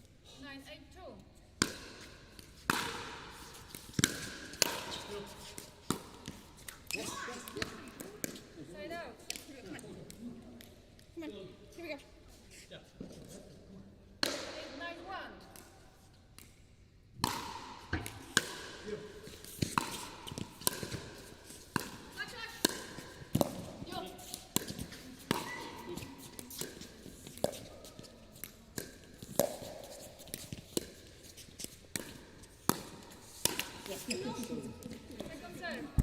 And just the second time we've seen that in the last few points. Mikado working that ball so nicely, creating the opportunity. And that one just slipping long, and the ball flying into the commentary box again.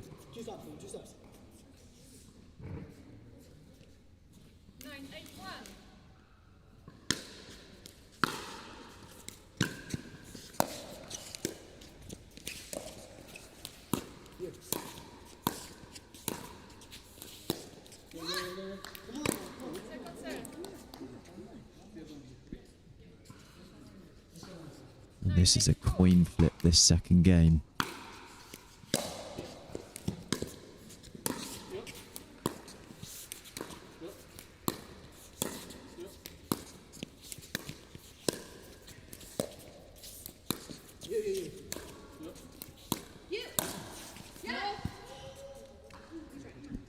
That one just going long. And now an opportunity, bronze medal point for Turkovic and Pep Kanyadal.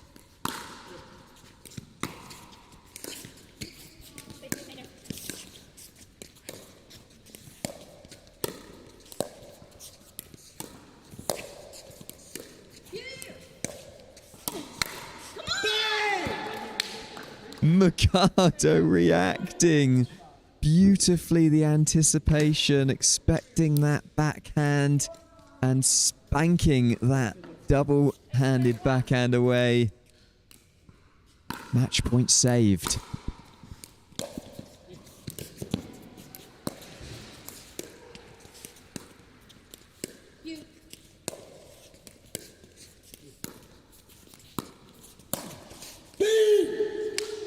Oh, big choice to go for that one. Oh, but eventually they have to love that. Oh, there is a timeout, but I was expecting for the other side. You could have got away with that, Bastian, I think. I wouldn't have called you out on it. Technically, you were right. Oh, maybe not. No timeouts. We're straight on in the action here. Mikado and Palm, 1 point behind. And leveling things up. It's on as even in this second game. And Mikado and Palm looking confident.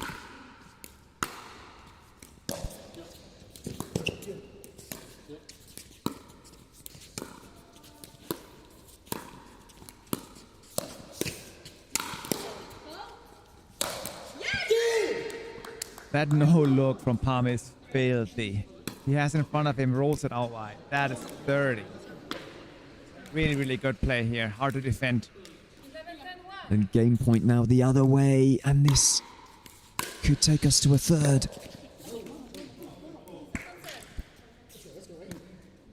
Easy side out, but this is big now. This point is big.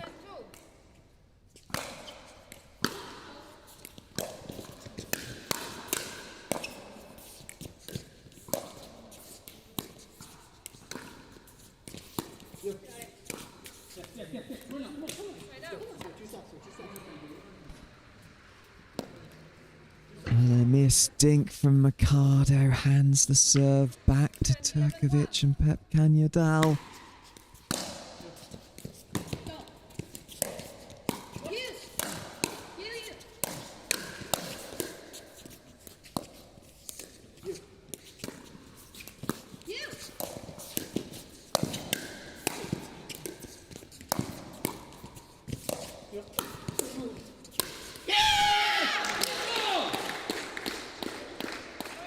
You hear Pep yelling all through the venue. Awesome. This is hot. Yeah, and we are seeing some awesome play here. Pep Canyadal, that forehand on fire.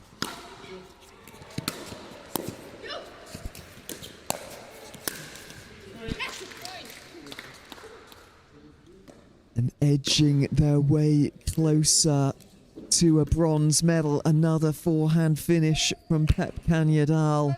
And now just 1 point away. Bronze medal point.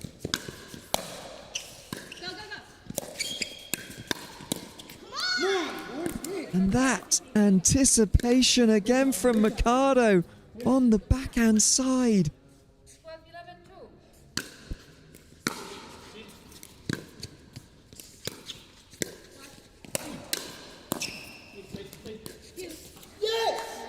Unbelievable get from Drake Palm. He had no right to retrieve that shot after coming across the court, taking the forehand, managing to cover the empty space and winning the serve back. What a play.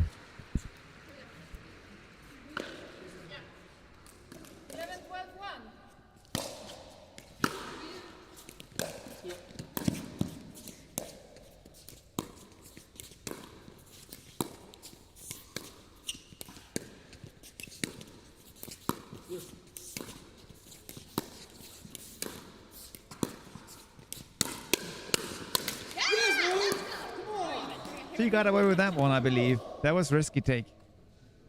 Got away with it, she did. And leveling things up.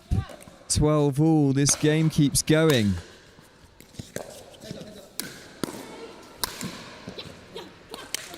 How much time did you bring, folks, on the stream? There's lots more to cover.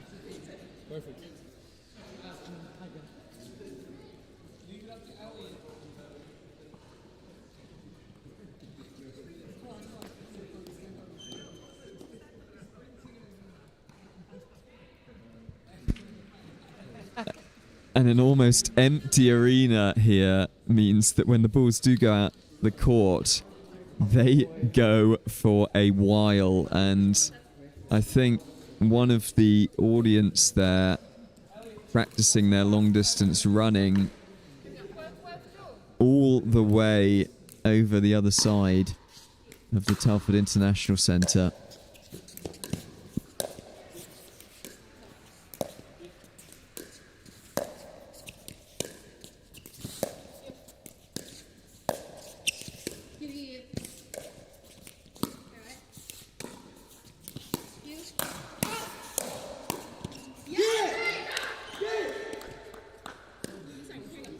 Team 12 now. Drake, Palm and Mercado have carved their way back into this second game again.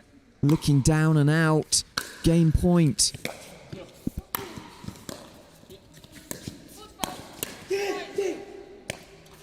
Oh, what a heartbreaker on the foot fault. And what a time, Bastian, to foot fault. Yeah, that's hard for sure. It's hard to believe. But it does happen when it's a little nervous. And I'm glad the referees are watching closely for those. But yeah, that's not a happy moment for sure. And Turkovic and Pep Canyadal leading in that second game, probably thinking they had this bronze medal wrapped up. An incredible comeback by Mercado and Palm. Now, do Mercado and Palm have the momentum going into this third game, do you think, Bastian? Hard to tell. I do think that they have found a strategy that's working, that keeps them at least level. So I believe that they're going to be fighting all the way to the line. I would say right now that, Palm and Mercado would be the slight favorites, but it can change any minute, as we know.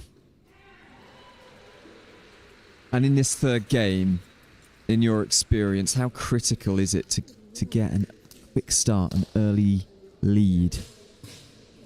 It does help a lot. It does help for confidence. It helps, for giving you a little room for one or two nervous mistakes later on. So it does make a big difference. You have a better feel. You switch maybe sides, or like when you have 6 points, you switch sides on your own terms. All those things do matter. But we see that as long as the game here stays close, then yeah, it's anybody's game really. And it's lovely to see that Lauren now is playing at that high level. I met her like 2 years ago in Phoenix, and she seemed like much younger. Now she's out there playing professional pickleball. It's amazing to see, and watch her holding that line on 2-3 match points, just punching it back. It's just awesome. Yeah, and there was a point there at game point in that second game. An incredible get from Palmer's kept them in this match, and we're starting off now the third game.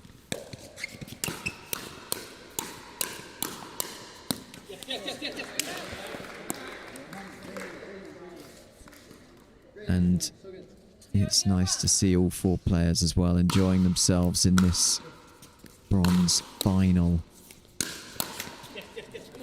Oh, one of the rare drives, I think. We haven't seen many of those just yet. Yeah, this is one of Pet's strong shots. We'll see if they had more of those.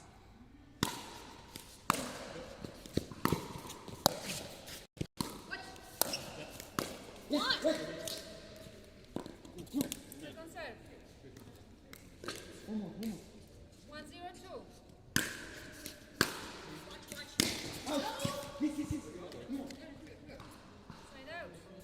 One of their first wayward forehands the whole match from Pep Canyadal there.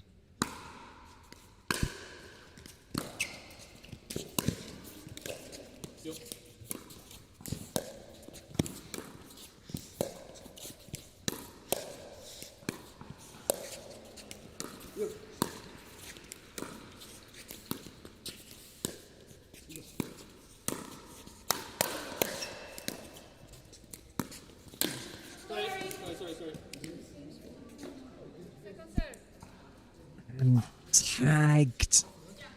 Mikado. That stings.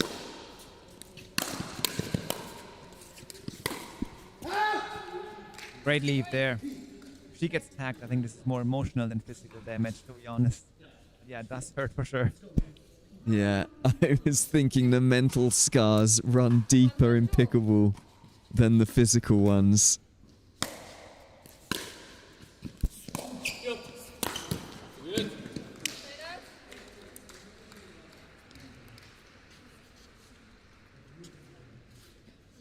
We'll watch now if Pep is hitting another drive. This might have been a tip from outside in as he's hit first 2 third shots as a drive. We'll see this one.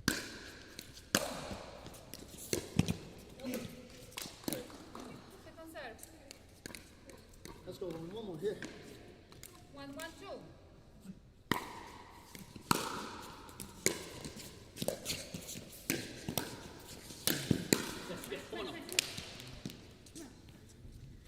Point.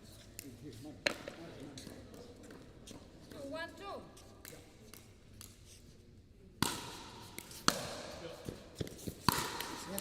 Side out.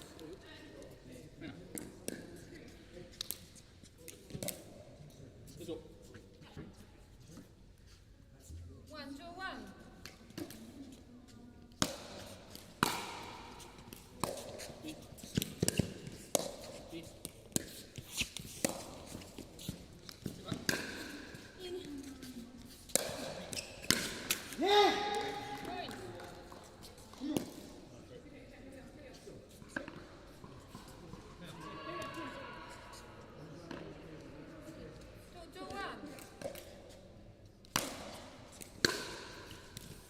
2-2-1.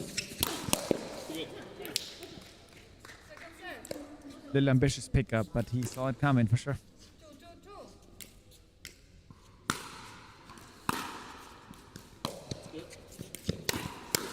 2-2-2.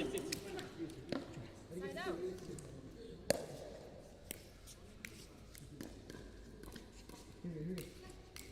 2-2-1.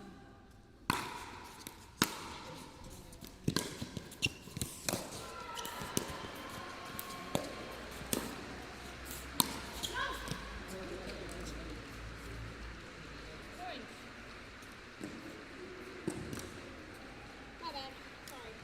3-2-1.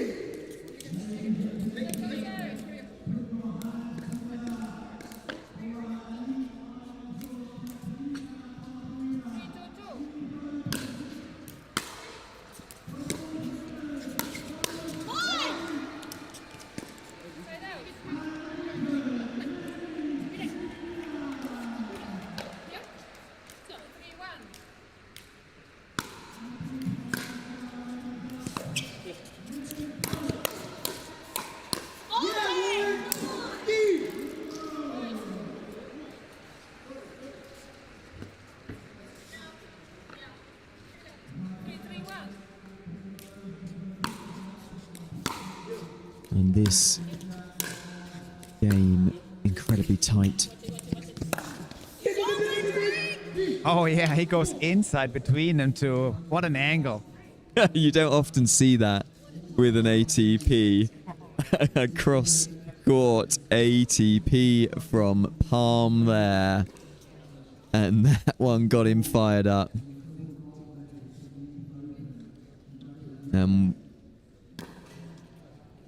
We are an early... No timeouts here. Just a quick grab of water before we continue this match. 5-3-1. Here, correction, I will recall the score.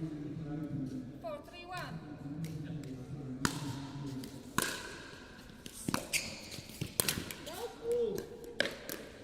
Point.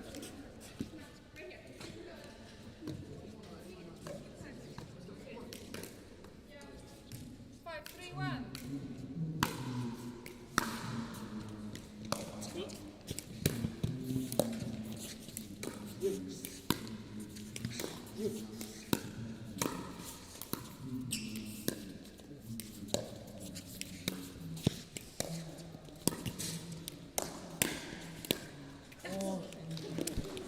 Yeah, nice reactions there from Pep Canyadal. But Mikado and Palm holding an early lead in this third game and leading for the first time in this match.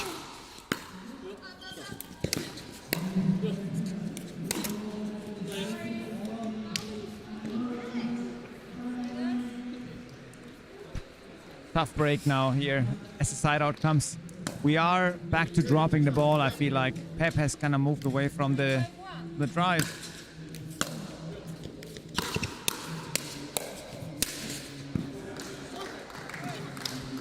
And that forehand was brutal. A brutal put away. And those kind of forehands can give you a little bit of confidence going into the next point as well.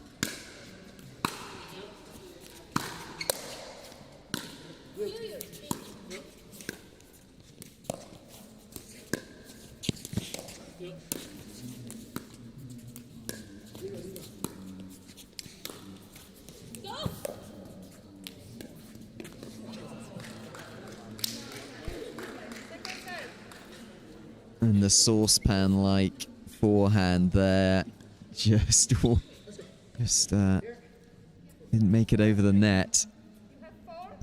Yeah, there's not much you can do with those balls, just to dump him over at a little angle. Not much else you can do. Unlucky there.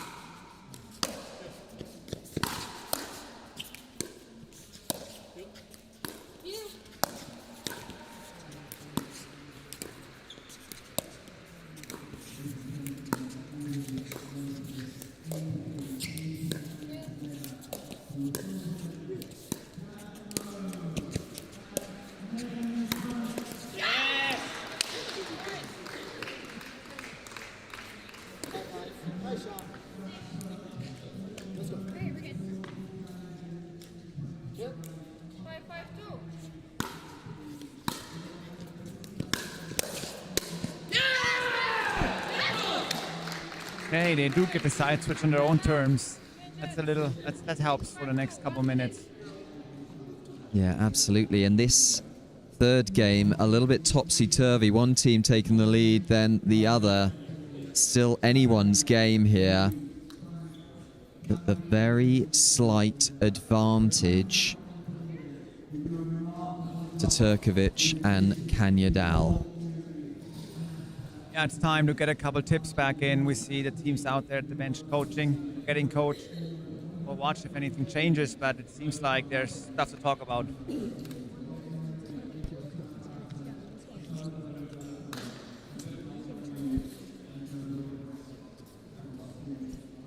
Who do you like better for the second half, Tim? What a question, Bastian. What a question. I mean... 15 seconds. Turkovic and Canyadal, they do hold this slight lead. Feels like they've got maybe a little bit of momentum back. And if Kanyadal can get that forehand going like he did in that first game, maybe just an ever such a slight edge to them.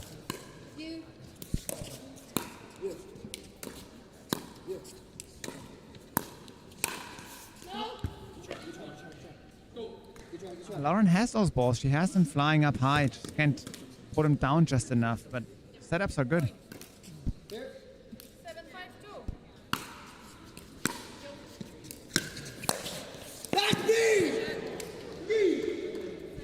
Such a nice angle again. Drake Palm pins Turkovic and Pep Kanyadal back at a critical time when they were making a little bit of a move themselves.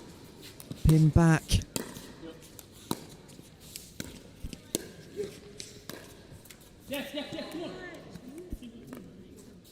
And as the final has finished here, we see audience members from across the way moving over to watch this fascinating encounter. Richard Livanese and Roos van Riek winning the gold medal. Many congratulations to them.